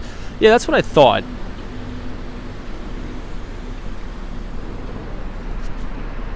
So let me know if you guys want to take one lap around the inside of Grand Central, or if we should just head to the Seagram building. NMB 045 says immigration and wages is unfortunate, not my forte, Tom. No problem, NMB 045. Wall Street Lord says yes, Grand Central. All right, looks like we'll go to Grand Central Station. So we'll take a walk around Grand Central. But everybody, if you're enjoying the conversation tonight, and you want to continue the conversation and get a weekly update newsletter, if you scan the QR code on your screen, I do write the Behind the Street newsletter every week where I cover topics similar to this from an investment standpoint. Not only do we cover the U.S. equities market, we also cover international or emerging markets. We cover commodities, and I highlight specific stocks that I am currently watching. So if you guys want to be a part of it there, scan the QR code, punch in your email, and you will be added to the list. And I appreciate it. We almost have, I think, 780 people now signed up to the Behind the Street newsletter. So thank you, everybody, for reading. as we head into Grand Central. Hold on, let me wipe my feet.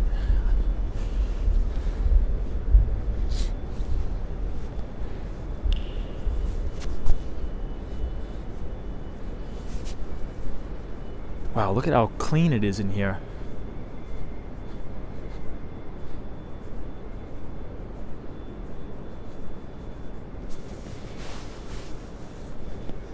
XOXX Bob, we will walk to the Seagram building, I promise. Hey, NG says, good night, Tom and friends, just dropping by. Can't stay tonight. But stay safe and much love from Orlando. Hey, NG, thank you so much. I appreciate it. Thank you. Ed Dunkel. Good to see you, Ed. John says, thank you, Tom, for the live streams. No problem.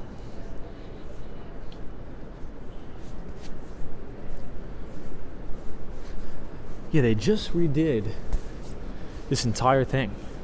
Fraser says, hi, Tom. Public healthcare seems like an advantage in Canada, says Fraser. Yeah, does anybody have any data on the Canadian, I guess, what would you consider universal healthcare? You know, I've heard conflicting and mixed views about it, but I'm very open to hearing both sides of the argument. From people that I've heard from, the wait times are crazy. The wait times are crazy to get seen, but then again, I don't live in Canada and I haven't done enough research to conclusively say one or the other. So I'm open to hearing all ideas.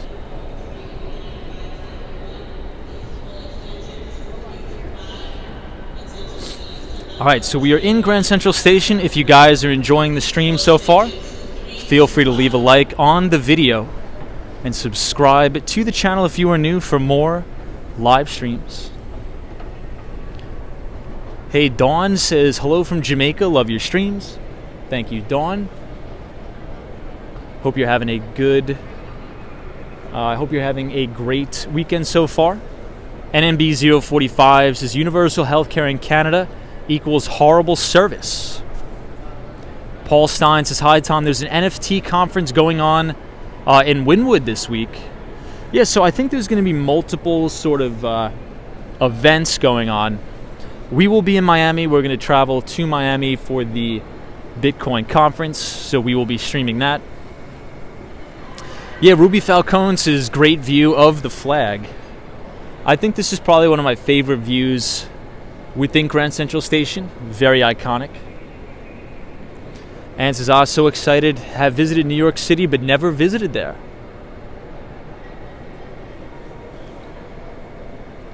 Ren 1018 says, I hear Toronto has the most cranes up in North America up and running. Hey, Anthony Bryce is new to the channel. Great, good to see you, Anthony. Thank you for watching, much appreciated.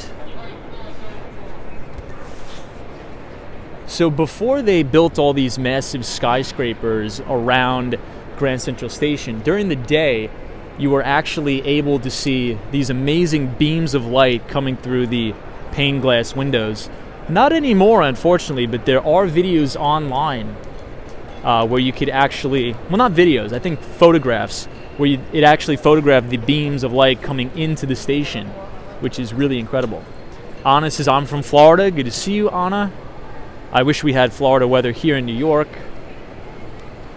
because it's been unusually cold. Is it just me, or has it been unusually cold the past week for New York? It's been like 40 degrees. Last week we had like 20 degrees. It was uncharacteristic of the time of year. Wall Street Lord says, Tom, what time will the Bitcoin conference on April 6th start live streaming? So I'm not sure. I think I'm going to get there early, maybe around 8 o'clock in the morning, just to see where the press box is. But I will keep you updated as time goes on. Fraser McLeod says, while it is difficult to get access to healthcare in Canada, fewer families destroyed by crushing medical debt. I think that's pretty a decent trade-off. Susan Adams says, healthcare in Canada is now a total disaster, long wait times, and a lot of nurses and doctors have quit. Yeah, so in full transparency, I haven't done enough. I don't really know too much about it. But the thing that, I mean, if you have health insurance in America, I think that's the number one way to afford to not have crushing medical debt. But the reality is not everybody has health insurance, which I understand. So, but this isn't my topic of expertise, but I'd love to learn more about it. Lewis, good to see you, my friend. Lewis says, hey, Tom, few days not being here. Good to see you, Lewis, and thank you for always watching. So tonight's topic we were talking about artificial intelligence, robotics, and how they could increase operational efficiencies at businesses and increase revenue. Hey, Wendy England says, hello, everybody. Here, had a great, take care. Good to see you, Wendy. Or says, everybody I know here has had great care. Yeah, I guess maybe it's based on like your specific situation. I don't know. I don't really know too much about it. Jack says, I paid $35 for health insurance in New York. It's over $100 here in Texas. Wow. Hey, Corin is here. Good to see you.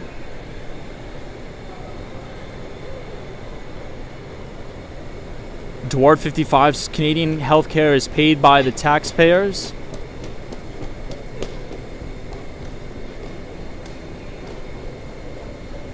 So this is the Mighty Bull, the top of the Grand Central Station.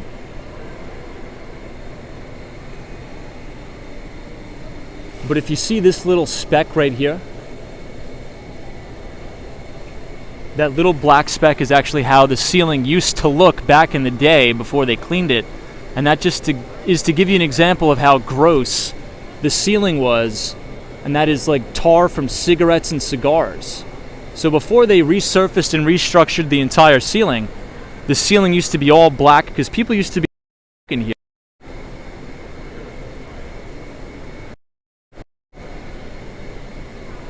Oops, sorry about the camera.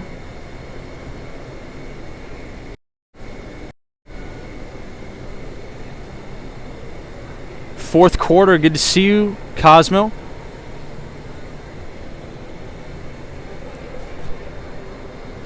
All right, so I think we'll do one more lap around and then we will head out.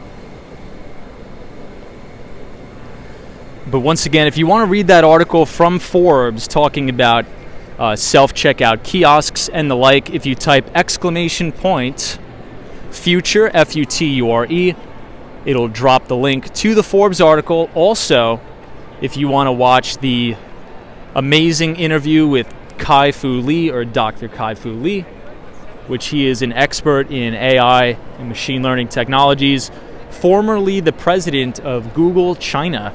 If you type !AI, the Nightbot will drop the link to the Bloomberg article, and I think you're going to get a lot of value out of it. Hey, Melee says, good evening, Tom from Scranton, Pennsylvania. Good to see you, Melee. I'll show you guys what the chandeliers look like. Hey, Diana is here. Thank you so much for the $5 donation, Diana. Very, very much appreciated.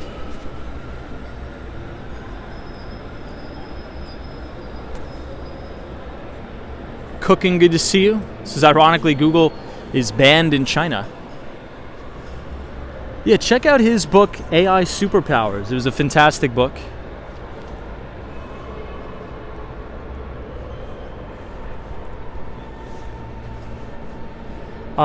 Tudor City Bridge, I don't think I have.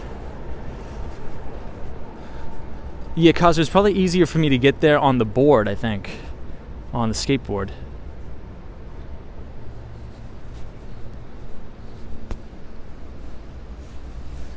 Alright, so let's head out. I'll give you guys one more look at what it looks like inside.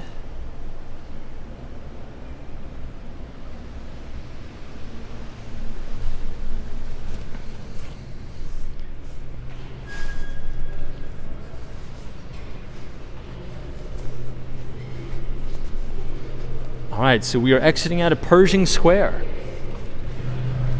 And every time we exit Pershing Square, I think of my friend Bill Ackman. And Bill Ackman is the hedge fund manager of Pershing Square. Just recently made a massive investment into Netflix. Massive investment in a Netflix Reed Hastings company. So let's head back more towards 6th Avenue, Avenue of the Americas.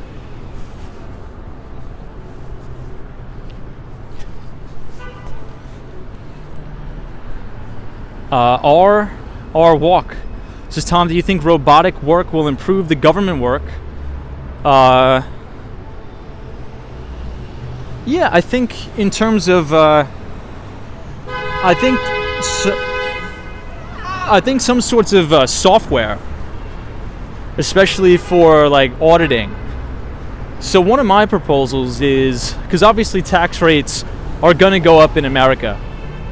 They're actually at historic lows right now, believe it or not. But they're going to go up. And I think in order for Americans to pay more taxes, the number one thing that the government needs to prove to us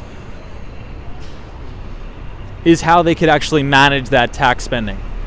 So if there could be conclusive auditing software that we can implement that tracks every dollar, I think that would increase operational efficiencies at the government level in terms of government spending. But then again, that would force the politicians to be honest. And that is not going to happen. So I don't think that'll ever get done, unfortunately.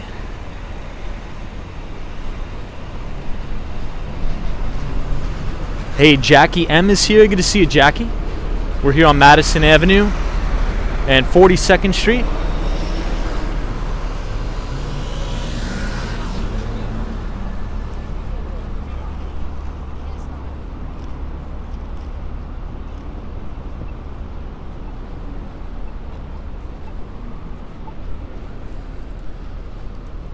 Yeah, Ed's like, try making the Pentagon more efficient. Lynn Maurice is enjoying watching from Saratoga, New York. So Saratoga is in upstate, I believe. Very beautiful place. Jackie M, it's good to see you.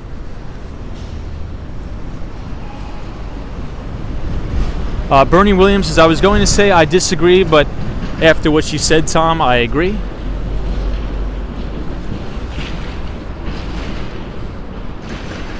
Yeah, I just think it's very difficult to make governments more efficient because government is there to be corrupt, right? I mean, if you're totally transparent on both the right and the left, there's corruption. And I think technology is honest, right? And that's why I think I'm such a big believer in Bitcoin, because it is the most honest piece of technology I know. It's immutable. You can't change it. It's transparent. It's honest. And governments and politicians don't like honesty. They like deception. They like fraud. So I think the more kludgy the space can be, I think that's how they want to keep it. But check this out. These two American flags with the Empire State Building in the background is insane. Check out that view.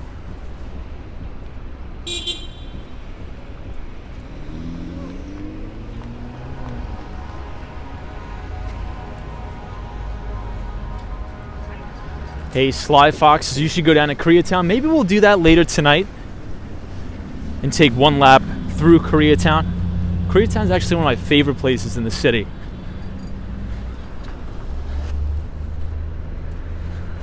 Elliot Wave Reviews. Tom, do you think gold is honest money? Yeah, I do.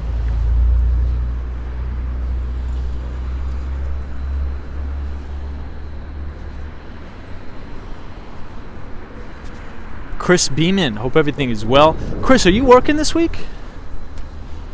Hey, Corin says, I'm an original American. That flag is hard to come by, or is hard to look at sometimes. Yeah, Gregory says K-Town should be hopping on Saturday. Indeed it should. So if anybody wants to join our Discord, we do have the Walks in Wall Street Discord up. So if you look in the link in this description of the video, We do have a link to the Discord where we use it for many, many purposes. You could use it for networking, if you want to get a job in tech, investment banking, really anything. If you work in healthcare, if you work as a tradesman or tradeswoman, doesn't matter. We could use that space to network. And also, I think Steven Schwartzman is probably in one of these cars. Hopefully he's watching the stream. Also, we could use it as a book club. So the Walks on Wall Street book club is coming very soon, which I will recommend probably my top 10 to 20 books for improving the quality of life, learning a little bit more.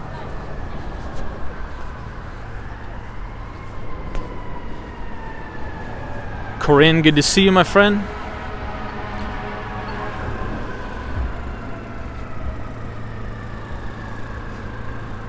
Melee, this is Tom, I love America. Same here. Faith is Koreatown, here we come.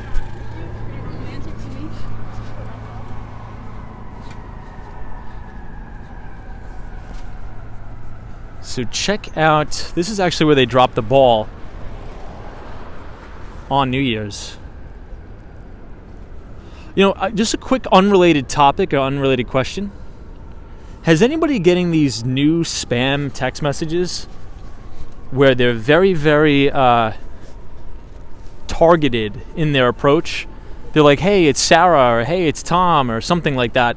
They're like, hey, I just got this new CBD product. Click the link here to find more about it. And obviously, if you click the link, it probably has some sort of encrypted malware in there where it's going to hammer you and steal your information, probably send you like an Emotet email or something like that. But I've been getting freaking lit up with these text messages lately. Absolutely lit up. Melee says yes. Oh, you have been getting them. Yeah, everybody says they've been getting them. Yeah, so the link, never click the link. Because if you click the link, it'll automatically download malware onto your device and totally encrypt your phone and steal all your personal information. So if you ever get a text message that says click here to find out, and especially if the URL link is not totally intact, never click it. Those are like what you call phishing schemes, phishing scams. You know, and I have a little bit of a cybersecurity background. I've sold cybersecurity software in the past, and I still do sell some forms of cybersecurity software. And the number one way organizations have been compromised is from phishing emails, like Emotet attacks. So there are companies like Zscaler, CrowdStrike that are trying to help these situations, but I think that's why we're getting so many text messages now, because companies like Zscaler and CrowdStrike have been doing such a good job of blocking them via email that these hackers are now resorting to texting. Marty Lewis says, I don't like spam texts, always selling something. XOXX Bob says, don't respond to messages if you don't know. Agreed. Jackie M says, our phone is already encrypted, but the phone itself, unfortunately. Anna says, with malware, they could see your activity. Well, yeah, they could do anything, really. The number one thing that they do to compromise internal networks is essentially they'll encrypt all of either your servers or just pretty much make everything you have inoperable. And then what they do is they demand some sort of ransom. They'll demand some sort of ransom. So they'll say, hey, in order to uncrypt your corporate networks, you know, you got to send us $20 million in Bitcoin or something like that, right, as like a ransom. And then they will unlock your corporate networks. But I've been getting a lot of these spam text messages lately.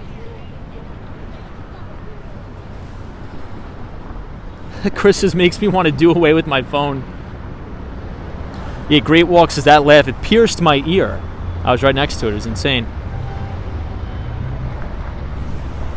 So check out this view of the Empire State Building here. Hey, Lewis is Tom. I received one by a messenger.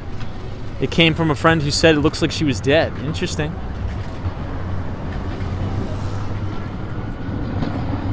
Wow, Miss Brown Eyes says, Tom, I have blocked 929 numbers from my phone so far, and they also come in the form of email. Yeah, I've been getting crazy lit up with text messages lately.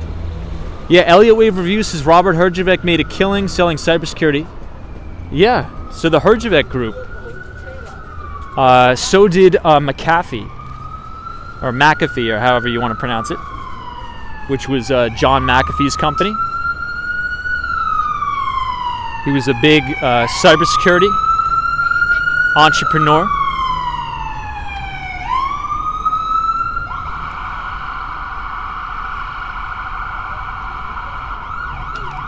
Oh, check out this guy on the scooter.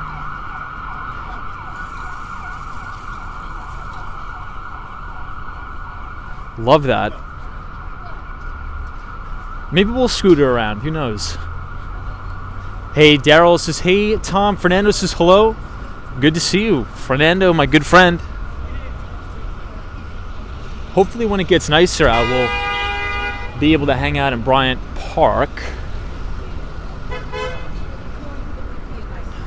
Wow, check out this piano here. You can see all the inner workings of the piano. That's insane. Hey, Sina NSN says hello. Good to see you, Sina. Welcome.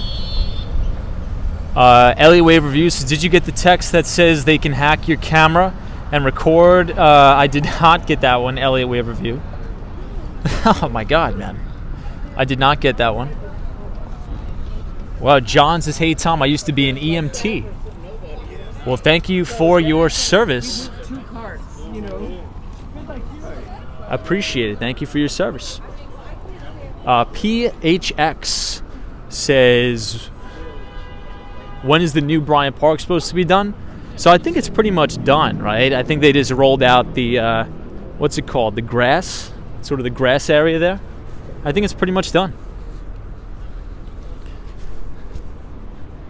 Issa Flores, good to see you. Welcome. Melee says, Google, Facebook, Twitter, Alphabet, Big Five Tech must do more to protect the software.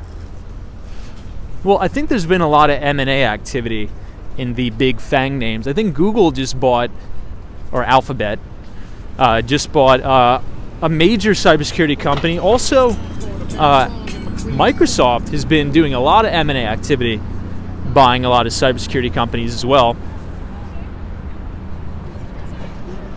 But that's a good point. So whenever we talk about, we always talk about these companies from an investment standpoint, right? So we like to look for industries or areas, or a company that is in a expanding TAM, or total addressable market,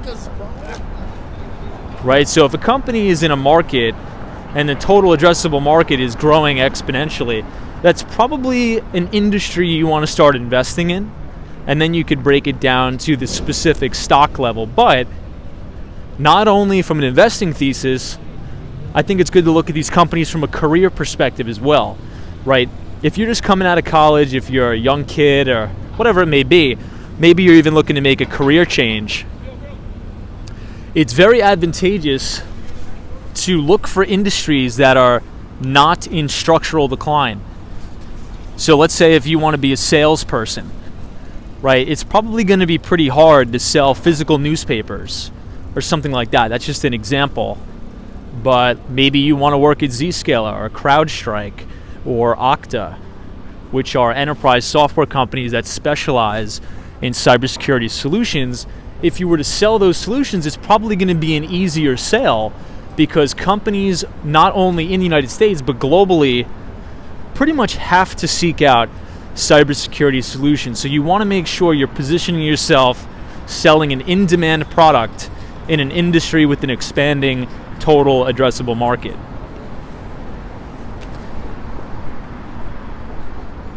Jackie M, good to see you.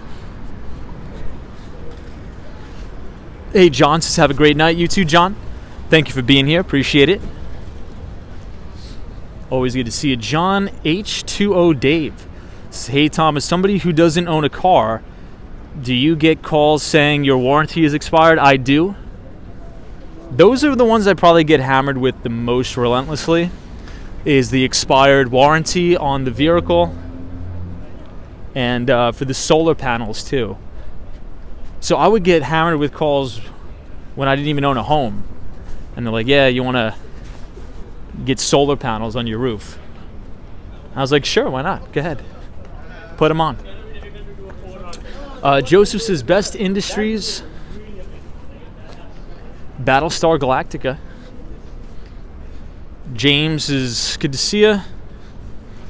Roy S. is Tom. Maybe Tom's skateboard is considered cars. Yeah, we can get the warranty on the board, I guess. But Roy, good to see you tonight. So we're now on West 47th Street. We're headed uptown. We're actually passing the Diamond District in Manhattan and passing the News Corporation building, where they actually, I think this is actually where they shoot Fox News. Right here. Obviously, there was big M&A activity with Investors Business Daily. News Corporation, the Dow Jones, bought them for about $120 million.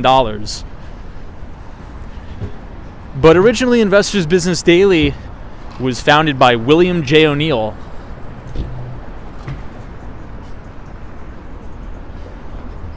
In California. But here we have News Corporation.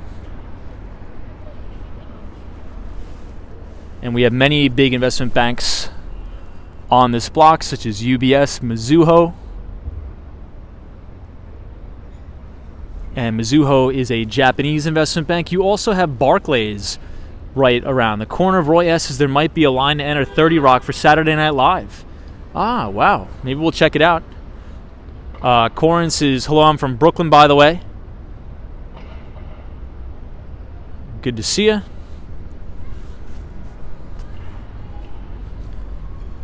Palmides says, hey, Tom, do you have any experience? Melee says, yes, megatrends, EV, AI, robotics, gaming, and healthcare.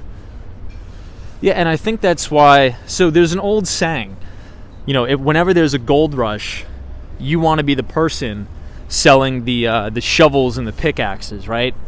And I think in this environment, the pickaxes and the shovels are the semiconductor companies, right? If you think about any sort of new emerging technology out there, it's going to require a massive amount of semiconductors. So in an EV, a traditional electric vehicle, there's twice the amount of semiconductors than there are in a regular car. It could be 2,000 chips in one EV. Same thing if you're talking about Larry Kudlow works for Fox Business? Oh yeah, he does. I was thinking about somebody else, sorry. I was thinking about that other guy that looks like him. What's his name? Sorry if I'm getting distracted, but yeah, pretty much any new emerging technology is going to require chips, a chipset.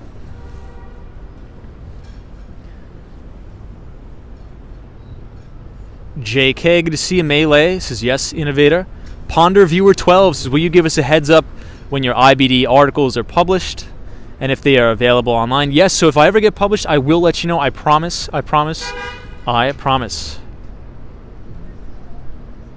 Hey, Carolina Tom. Hey, what's up, man? This is good to see you, Tom. I called the bottom of the market on the day of your show, said I was all in. That you did, actually, Carolina Tom. That you did. So, Carolina Tom, we're going to be at the Bitcoin 2022 conference in Miami later this week. Hopefully, we'll either see you there or we'll see you on the stream. Jasmine from Long Island, New York, the Strong Island. So Fox Business, Mike Rowe and John Rich. I didn't know Mike Rowe was on Fox Business. John Rich, the only reason why I know John Rich is because I believe he was on The Celebrity Apprentice. But I didn't know he was a newscaster now. Let's see, Amy Freeze, I think, isn't she doing the weather? Nick, I don't know that guy. Nick. Dan, I know that guy. Nancy Grace, obviously. What about these other two? Pete, Abby, I don't think I've heard of those two.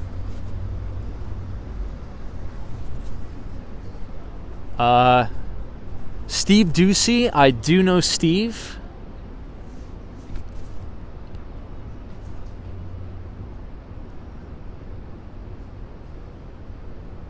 I don't know anybody else except Lawrence Jones I know. Lawrence Jones I do know. Hey, Carolina Tom says, I will be moving to Florida on Wednesday, but I'll be watching you that evening. Ooh, Carolina Tom, awesome, man. If you're ever in the Miami area, let me know, and we'll meet up. A lot of new faces here. I never watch cable TV anyway, so if anybody was paying attention or listened to our Oscars-themed live stream, we were talking about the future of media consumption is not cable television.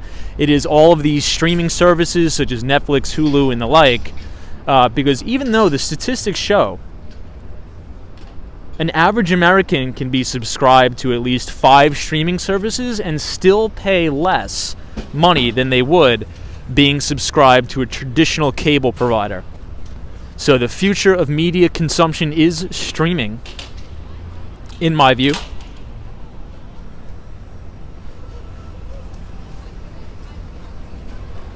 Mike O'Glenn says, is Fox News the worst station ever? I don't think it's the worst station ever, but I don't really watch cable television.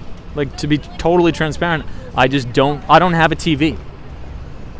All of my news is consumed on YouTube and things like that. I just don't watch cable TV. Like, so I guess for me, there's no way for me to watch CNN or Fox News because I don't have cable. I mean, sometimes I'll watch like a clip on YouTube, but I'm never watching it live. I just don't have TV. Hey, Long Island Duck, good to see you. Yeah, everybody's saying. WW says, Walks from Wall Street, what news do you watch? The only real way I get news is from the Wall Street Journal, Barron's, and Investors Business Daily. Because I think news from a financial standpoint is more credible and reliable.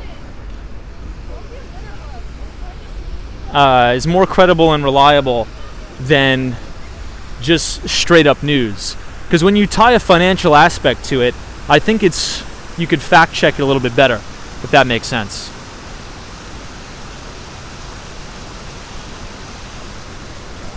Hey, Miss Brown Eyes, thank you so much for the $20 super chats. Very much appreciated, Miss Brown Eyes.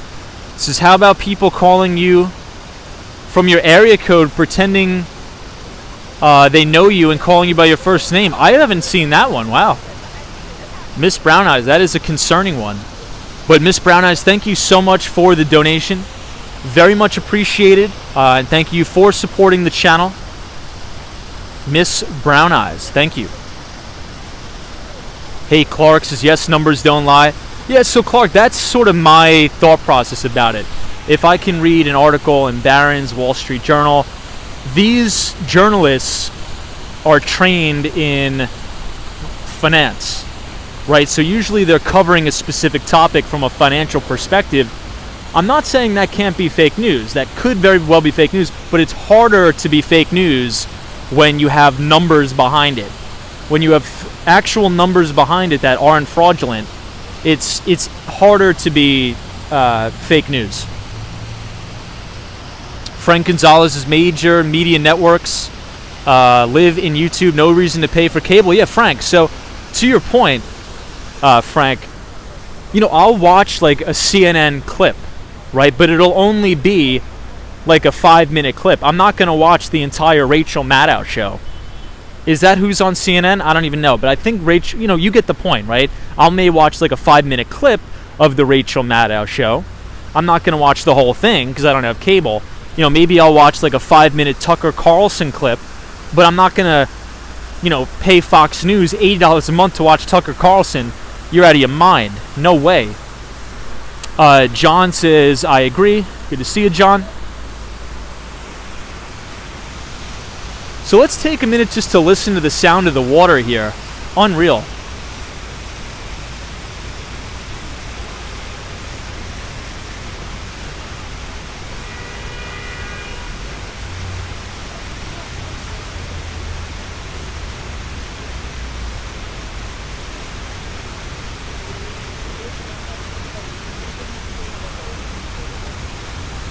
Yeah, Lynn Marie says that's what we do too.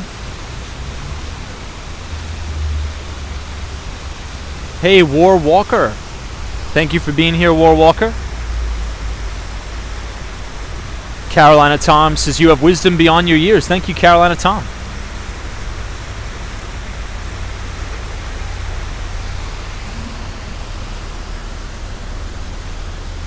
Ale says Rachel is on MSNBC. You see, I don't honestly, I have no idea. I mean, does any Gen Z or millennial actually have cable anymore? I don't think so. I mean, with these streaming services and YouTube, you know, why can't I just go to youtube.com and watch a CNN clip or like a Fox News clip? Why do I have to pay for cable?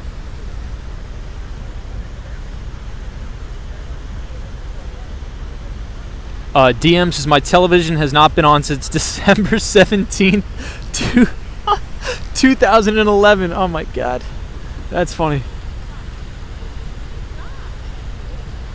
That's funny. Al Baker, it's good to see you. Marty Lewis, Tom, Rachel Maddow is on MSNBC. So you know what? So I'm seeing a lot of comments about mainstream media is like corporatist media that can be bought and paid for. So, you know, I was listening to an interesting podcast today. Very interesting podcast. And I don't really want to get too political because I know that causes a stir, but I want to share the podcast with you guys. So, hold on, just let me cross the street without getting pancaked. Is that a saying? Is that a thing? Without getting pancaked? Okay, so I was listening to a podcast. It was called the Patrick Bet David podcast, and he had on the creator and founder of the Young Turks, Cenk, I think is his name. I always forget how to pronounce his name. And to be totally transparent, I'm not the biggest fan of am I pronouncing it right? Cenk? Of him from the Young Turks. I'm not. I've never been. But I listened to the podcast and I have a totally different perspective of the guy. A totally different perspective of the guy. And I actually learned a ton. He made so many great points about not only bashing Republicans and conservatives, but liberals and Democrats as well. And he narrows it down based on incentivization structures in corporate media.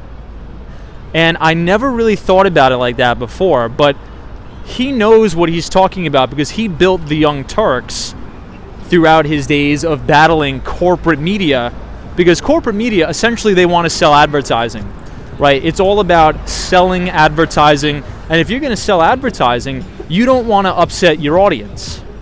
Right? So if your audience is strictly, we got to get away from Jay-Z for a minute. Even though I love Jay-Z, Jay-Z is going to throw the hammer down on us with the copyright. But check out that interview with the guy from the Young Turks. Jay-Z is going this way, we got to go the other way. Check out that interview with Patrick Bet-David and the other guy. I don't want to pronounce his name because I know I'm pronouncing it wrong. But he goes into detail saying, you know, if you... back in his day in media, right, he was actually going to be on MSNBC. But they essentially said, look, we're going to give you $1 million deal, but you can't talk about X, Y, and Z. And at the time, he was doing a... Hold on, we just gotta wait for these people to pass. Hey, Steven, good to see you.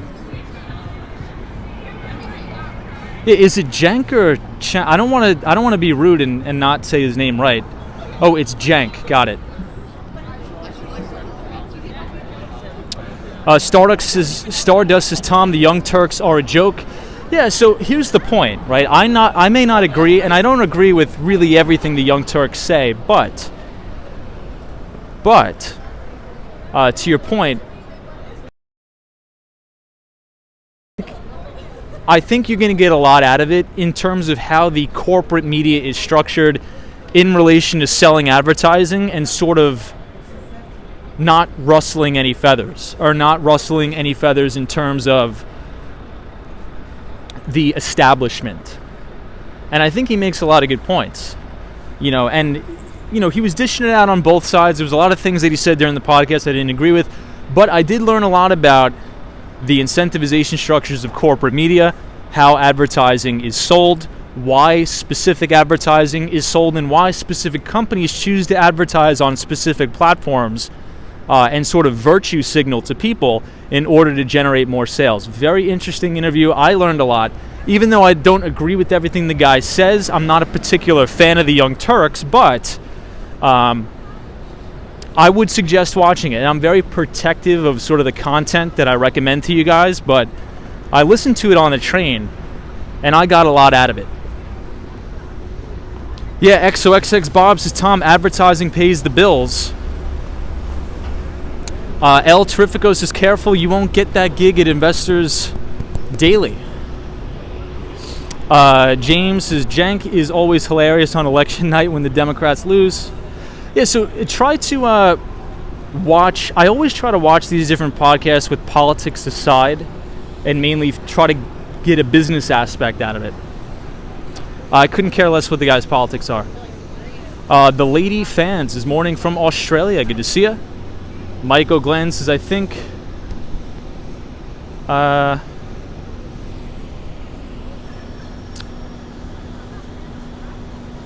H2O Dave, I'm not sure. Daryl says the Young Turks got into a big argument with Alex Jones before. I did see that. And they talked about that in the interview a little bit.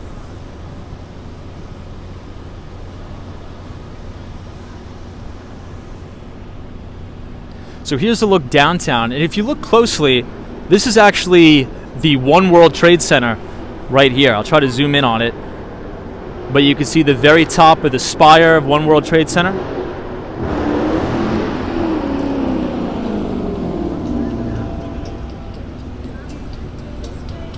Hey, Just to Fly says, you walk past my favorite pizza spot, Madison Square Garden Pizza Suprema. Very cool. James's Market Watch is good aside from their heavy liberal slant.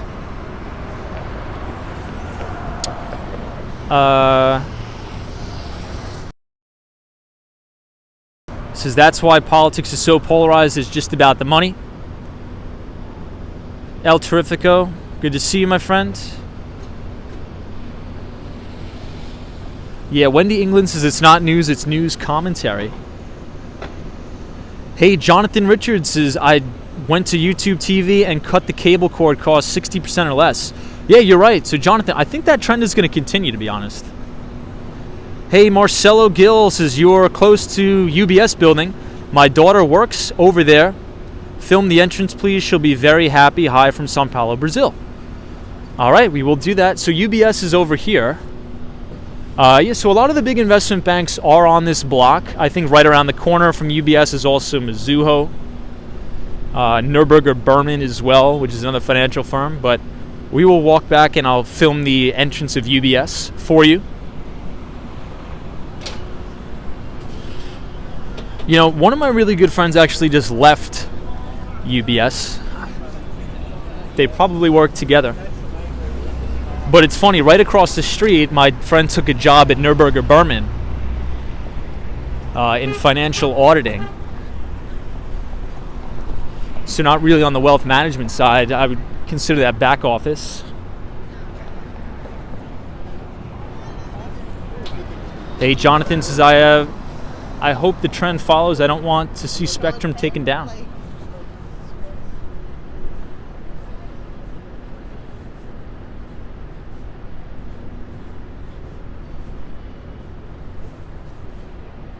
James says, I can always tell a good investor because they put politics aside. Exactly.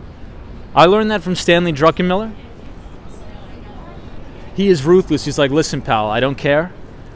I'm going to take in all and every information. And it's really called leaving your ego aside. I couldn't care less what your politics are. If I can collect data from you and it gives me an edge in the market where I could rip profits from it, I'm in. Design Ideas, thank you so much for the $5 super chat. I very much appreciate it. It says Tom's stream is the real Saturday Night Live. You know, I heard that the Walks on Wall Street ratings are competing with SNL. We're neck and neck. I think we're going to surpass them. That's what a lot of analysts are estimating. We will probably surpass SNL's ratings within the week. Just kidding.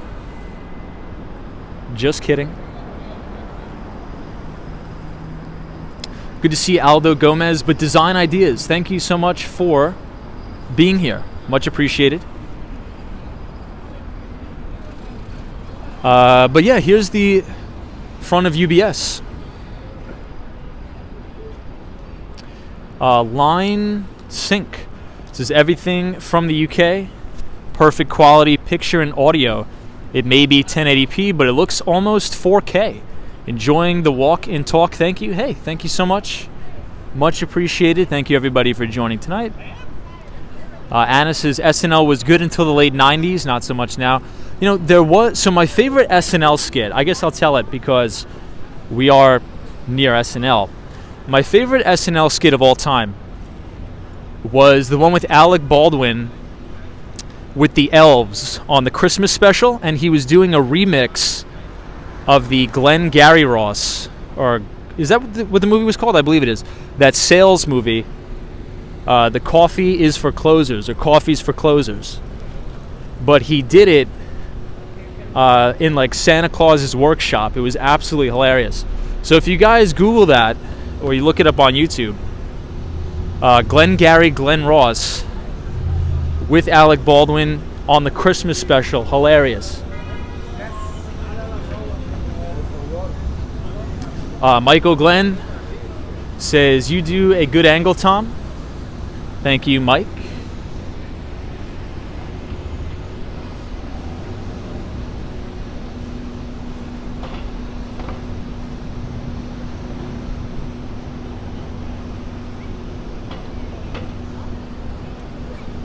Yeah, Clark says Baldwin is excellent on SNL.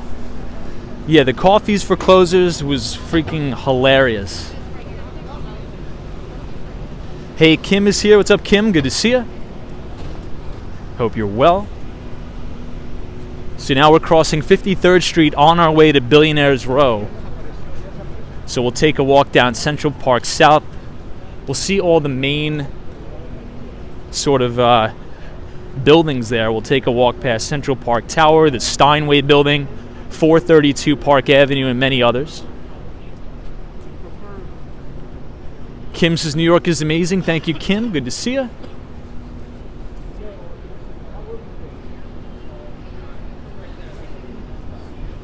Yeah, Stardust. So the Young Turks have raised $20 million in VC funding, and he talks about that on the show, how he went about that.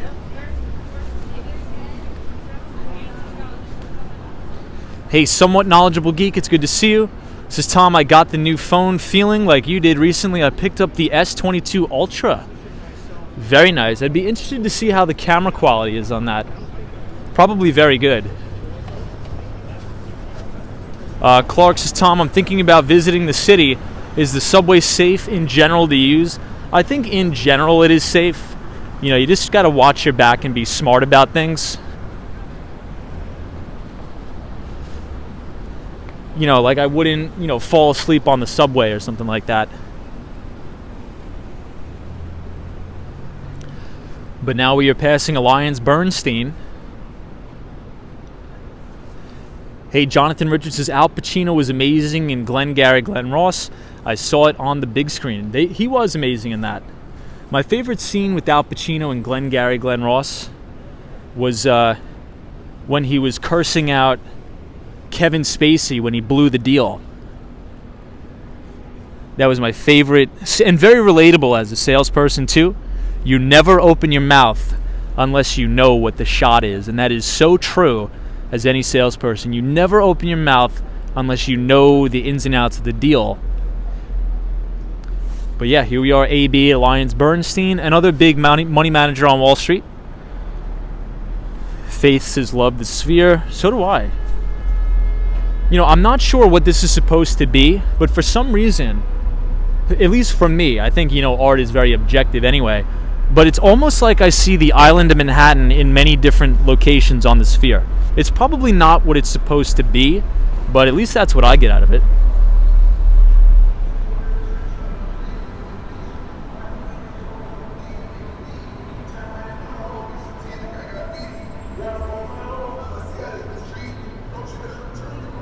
Hey, Felix is here. Good to see you, Felix. Welcome to the stream. Welcome to the show.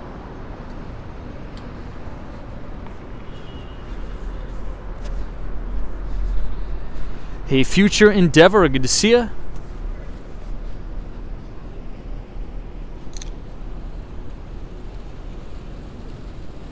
Yeah, Roy S. is like agreed, right? It sort of looks similar to the Manhattan grid. At least a little bit. Hey, Marty Lewis says, I take the subway now and then, usually just in Manhattan, and have no problems. I am a 70-year-old woman with a cane. Yeah, but then again, Marty, nobody's going to want to mess with you. I mean, there are issues in the subway, but I think it's going to get better over time. But I think in general, especially if you're a guy, I think you're going to be fine. Stardust says, what movie was that? It was called Glengarry Glen Ross with Alec Baldwin. And I think that's when Alec Baldwin got his start.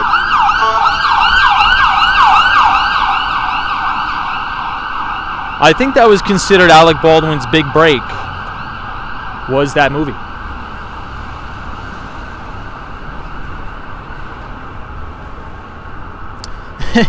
Yeah, Marty Lewis.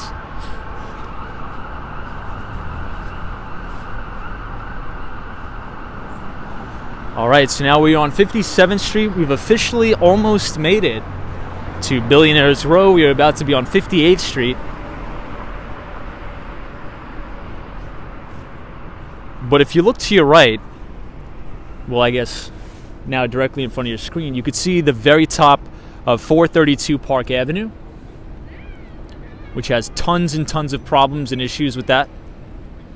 But that is one of the most iconic buildings on Billionaires Row. This black building right in front of it is actually the Trump Tower, the main Trump Tower. I believe Cristiano Ronaldo used to own a unit in the building. I think he sold it.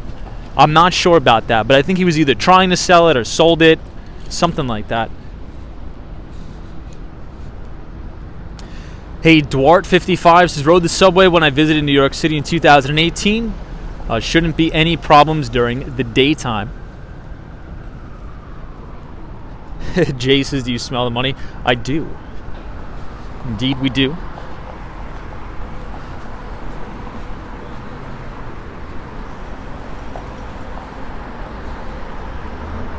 Al Baker says, Alec Baldwin was good in The Hunt for Red October. Karina Thompson says, Tom, I see the island in the sphere too. Maybe it was supposed to be like that, but I'm not too sure if it was or not.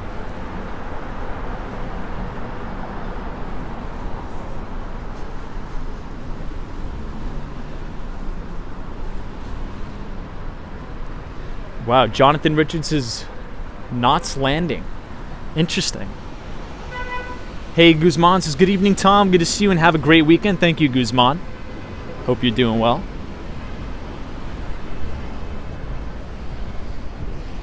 So here we are on Billionaires Row.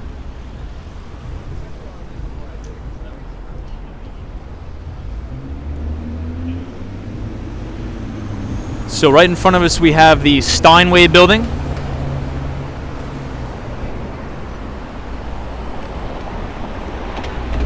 Hey, Roy S. says, Tom, I am sure the doorman in your previous apartment is still there and he recognizes you. He probably does. Maybe we'll have to go say hi to him. Behind the Curves is Alec's speech in Glengarry. Glen Ross is rivaled by only his speech in Pearl Harbor. I've never heard of it. I've never heard of his speech in Pearl Harbor.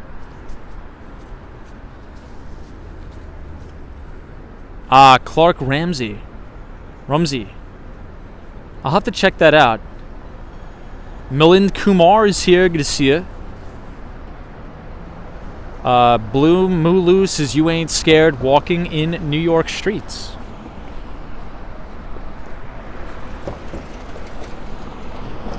Good to see you.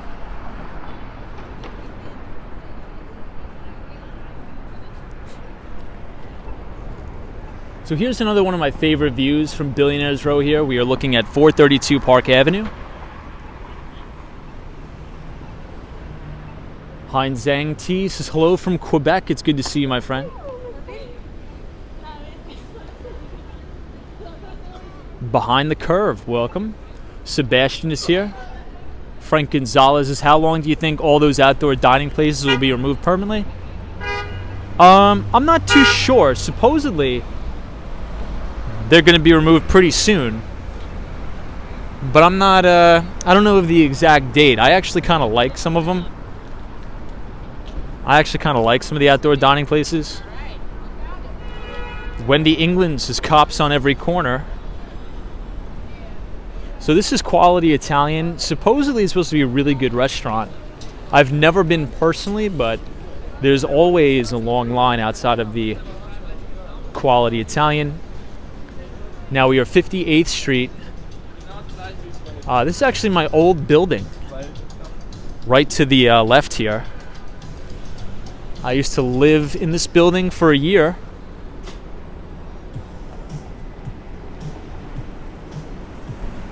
And I remember one day I woke up and the police officers wouldn't let me outside because this building, this big building, the Steinway building, the crane actually collapsed and fell onto 57th Street.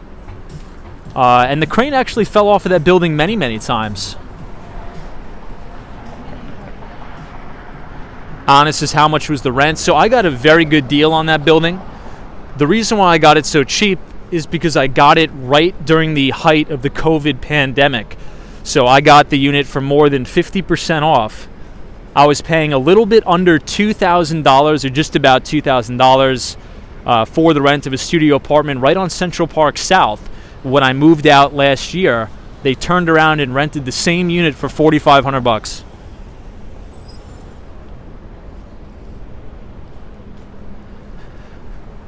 I mean, I wish at the time, I wish I had enough money. At the time, I didn't have enough cash to buy a place, so I would have bought it. I would have probably doubled my money within about a year. But it was a pretty good opportunity to live right here at Central Park. I just wish that happened when I was like 35 years old. Because assuming at 35 I would have had more money, I would have probably bought 2 or 3 places.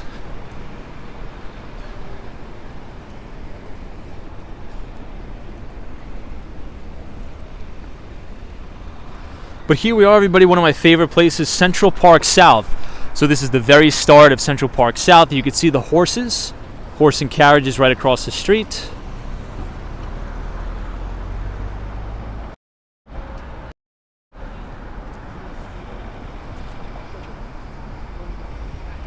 Al Baker says, what's the HOA like in the building? So I didn't have to pay any of those fees because I was only renting. Line Sync, thank you for being here, Al Baker. Mike C says Tom will own the building. So, yeah, I don't want to say it. It's going to cause a stir in the comments. But Mike C, appreciate it. Clark says, I usually wouldn't consider cursing out people funny, but the points he was making along with something dramatic, I won't spoil it. It was hilarious. I'm going to check out the movie. I'm actually very intrigued by it now. So let's cross the street and actually go into Central Park a little bit. You know, this brings back old memories of when I first started the live stream on the skateboard right here. I would start almost every live stream from this park bench right here. Does anybody remember that? I used to start the streams from this park bench right here.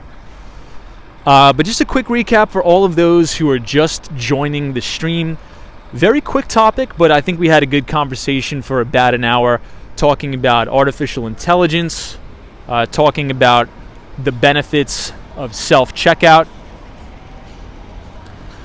And we talked about the operational efficiencies of driving additional revenue with automating your processes in your business. So if you want to join and rewatch that sort of conversation, I will post the live stream obviously at the end of the stream, where you guys can review and rewatch it. Wow, check out the horse here.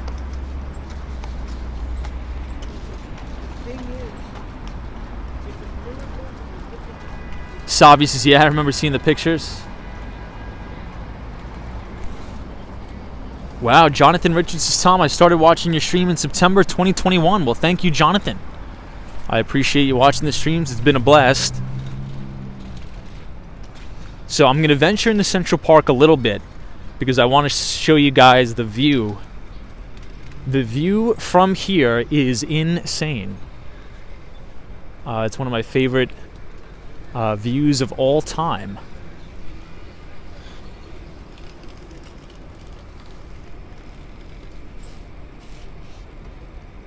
So you can see 220 Central Park South, which is the one with the gold top. Our friend Ken Griffin from Citadel owns the top 3 floors. Then we have the Central Park Tower in the distance as well. And if you look straight ahead, you now have the brand new Deutsche Bank Towers. Well, I guess not brand new, new name. Brand new name, the Deutsche Bank Towers.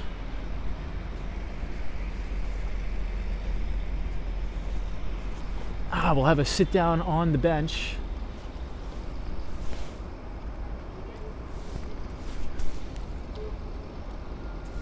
So here we are, we have the view of Billionaires Row from inside Central Park.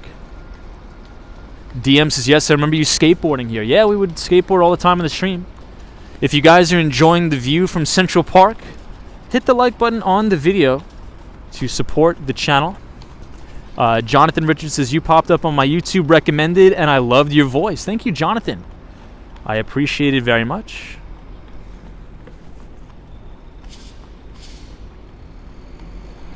I used to sit out here till like 2 o'clock in the morning. It was so peaceful here.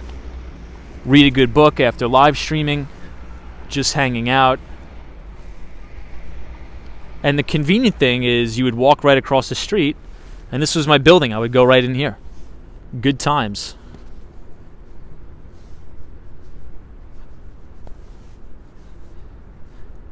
Yeah, Elaine says, I love Central Park. As do I.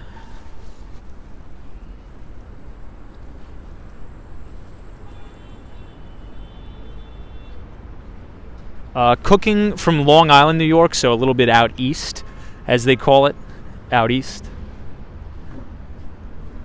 Nassau County, not Suffolk.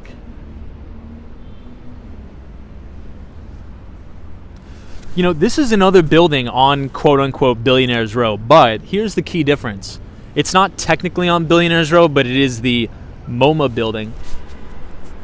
And I would imagine the view from that building is insane. Ooh, I lost track of time. So it's 11:15 at night. Ooh, we gotta head back downtown, guys. I always lose track of time. Arturo says, how old were you when you bought your house? 26. Karina Thompson says, wait, Tom, you used to live across from Central Park. Yeah, I got really, really lucky during the COVID pandemic. You know, and it really is just a testament to investor psychology. I remember vividly, I'll tell you the quick story. Well, I won't tell you the whole story because that would disclose too much information, but I remember being in here with the real estate agent, and she was trying so hard. She's like, oh, just take it. I got all terms negotiated to me. It was just complete polar opposite to what it is now. People were so scared here of this COVID thing. Like, they were so petrified. The owner of my apartment that I rented it from, they went out to St. James, New York, and they hid there. And they're like, we just want somebody to move in just to pay the HOA fees. So I got it for under $2,000 right here at Central Park South. And they were giving real estate away in New York City during the COVID pandemic. The bad news is I didn't have enough money to buy anything in New York, or else I would have. But obviously didn't have enough money at the time. But anybody who bought right at the height of COVID in 2020, made an absolute fortune. And that's my biggest regret. But I guess I can't regret it if I didn't have the money. But I'm like, yeah, I'm definitely moving in here. No questions asked for $2,000 a month, Central Park South, 100%. And then the rent doubled 9 months later. And that's why I also think a lot of investing is luck, right? A lot of it is luck. And I know a lot of people don't like to hear that, but for example, let's say if COVID happened 10 years from now and I had a lot of money sitting around and a lot of cash sitting around, I would have bought 2 or 3 apartments in New York City and made multi-millions of dollars. And a lot of people did. A lot of people did buy New York City when real estate had a flash crash of 50%. And now that they could flip it 100% right now if they wanted to. But I guess you live and you learn, and you have some opportunities. But it was fantastic living at Central Park South. Best experience of my life, but now can't afford it. It's $4,500 a month for a studio, Central Park South. WW says, that's crazy. Were you purposely seeking a place because of COVID pricing? Well, I knew I wanted to move around and working remotely, because at the time I was living in Greenpoint, Brooklyn. I was living in Greenpoint with roommates, and all of my roommates unfortunately were unemployed, and I was the only one employed at the time, because a lot of my roommates either worked in the service sector or the theater district, and COVID shut down their business. But I was working in tech sales, and my business was doing really well. And living with roommates, I had 5 roommates in Brooklyn. I couldn't get any work done. It was like impossible. So I was like, I need to get my own place. And I started looking for places, and I'm like, oh my God, is that right? Central Park South for under $2,000? I'm like, 100% I'm going to do it. 100%. And I even negotiated the deal. I said, okay, I'll sign a 1-year lease, but put in the contract that I could renew the lease for only $100 rent increase for 2022. But then I wound up just buying my own place. Honest is, how did they pay rent if you weren't employed? So they got, what's it called? Like rental assistance. And the government during COVID, I'm not sure if you're in the United States, the government sent out like stimulus checks to help people that unfortunately lost their job due to the pandemic.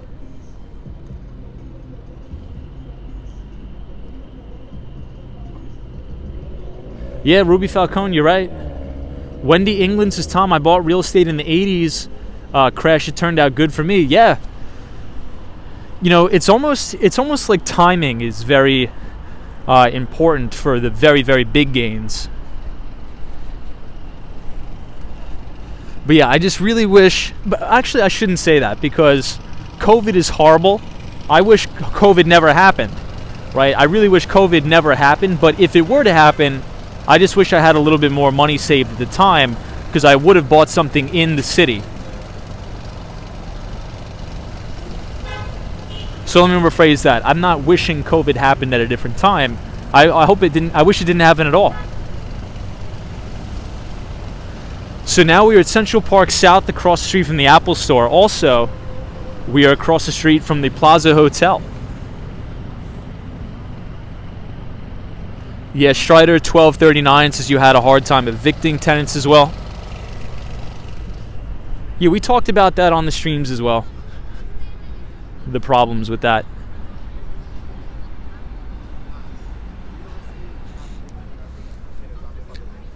So now this is 5th Avenue.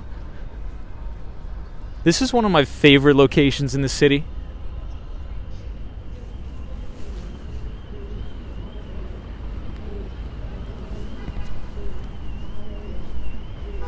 Ah, WW, very cool.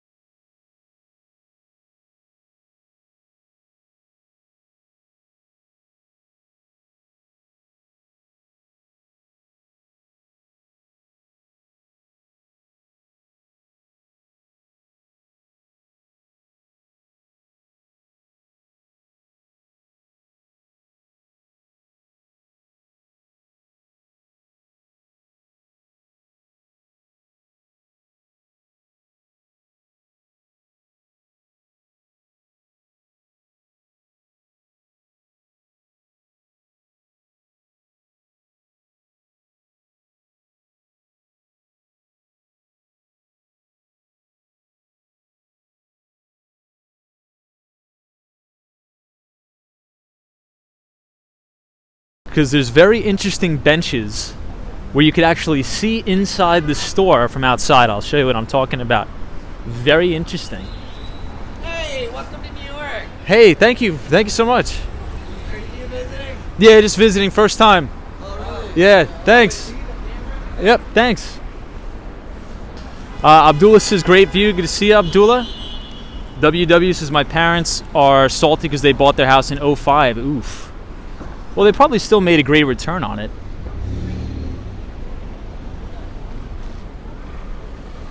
So check out this other view of the Plaza Hotel. Unfortunately, there's scaffolding all there.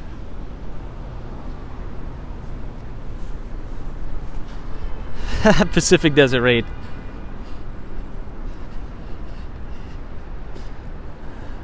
Appreciate being here. So check this out, guys. This is the Apple Store here. It's the last thing I'll show you before the phone dies, unfortunately. We could stream all night, but we do got to go. But you can actually see inside the Apple Store from here.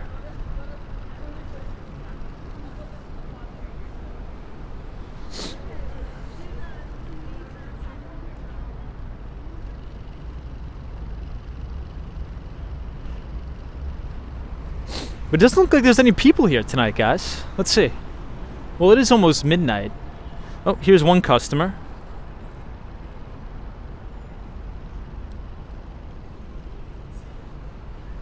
But I think we will call it a day. Or I guess call it a night. We will be streaming live tomorrow. So if you guys want to join us then, feel free. I appreciate everybody being here tonight. I really, really do. If you want to know more of my thoughts on investing, the real estate market, the stock market, nonetheless, if you scan the QR code, it'll bring you to the Behind the Street newsletter page. So scan the link, punch in your email, and I'll send you guys an investing newsletter with all of my thoughts from the streams in a consolidated, easy-to-read newsletter every week. So scan the QR code. I think you guys will enjoy it, and thank you for reading so much. So Marty Lewis, thanks for joining. Much appreciated. DWG, appreciate it. Abdullah, thank you so much. Oreo, all of our moderators, Wendy, Daryl, Brian, Karina Thompson, Pacific Desert Raid, Estelle, Jonathan Richards, John K, Falcon Space, Golf Endeavor, my good friend, thank you for being here. Estelle, Roy S, WW, very much appreciated. Faith, the one and only Ruby Falcone, thank you. Everybody, make sure you have a great weekend. Enjoy it. These times go by fast. And to the Mighty Bull, have a good night wherever you are, because there is always a bull market somewhere. You just need to know where to look, and I will see all of you right back here in the greatest city on earth tomorrow. Like the video if you enjoyed it, and subscribe if you are new. Razzle Dazzle, thank you for joining. We'll see you on the next one. Bye.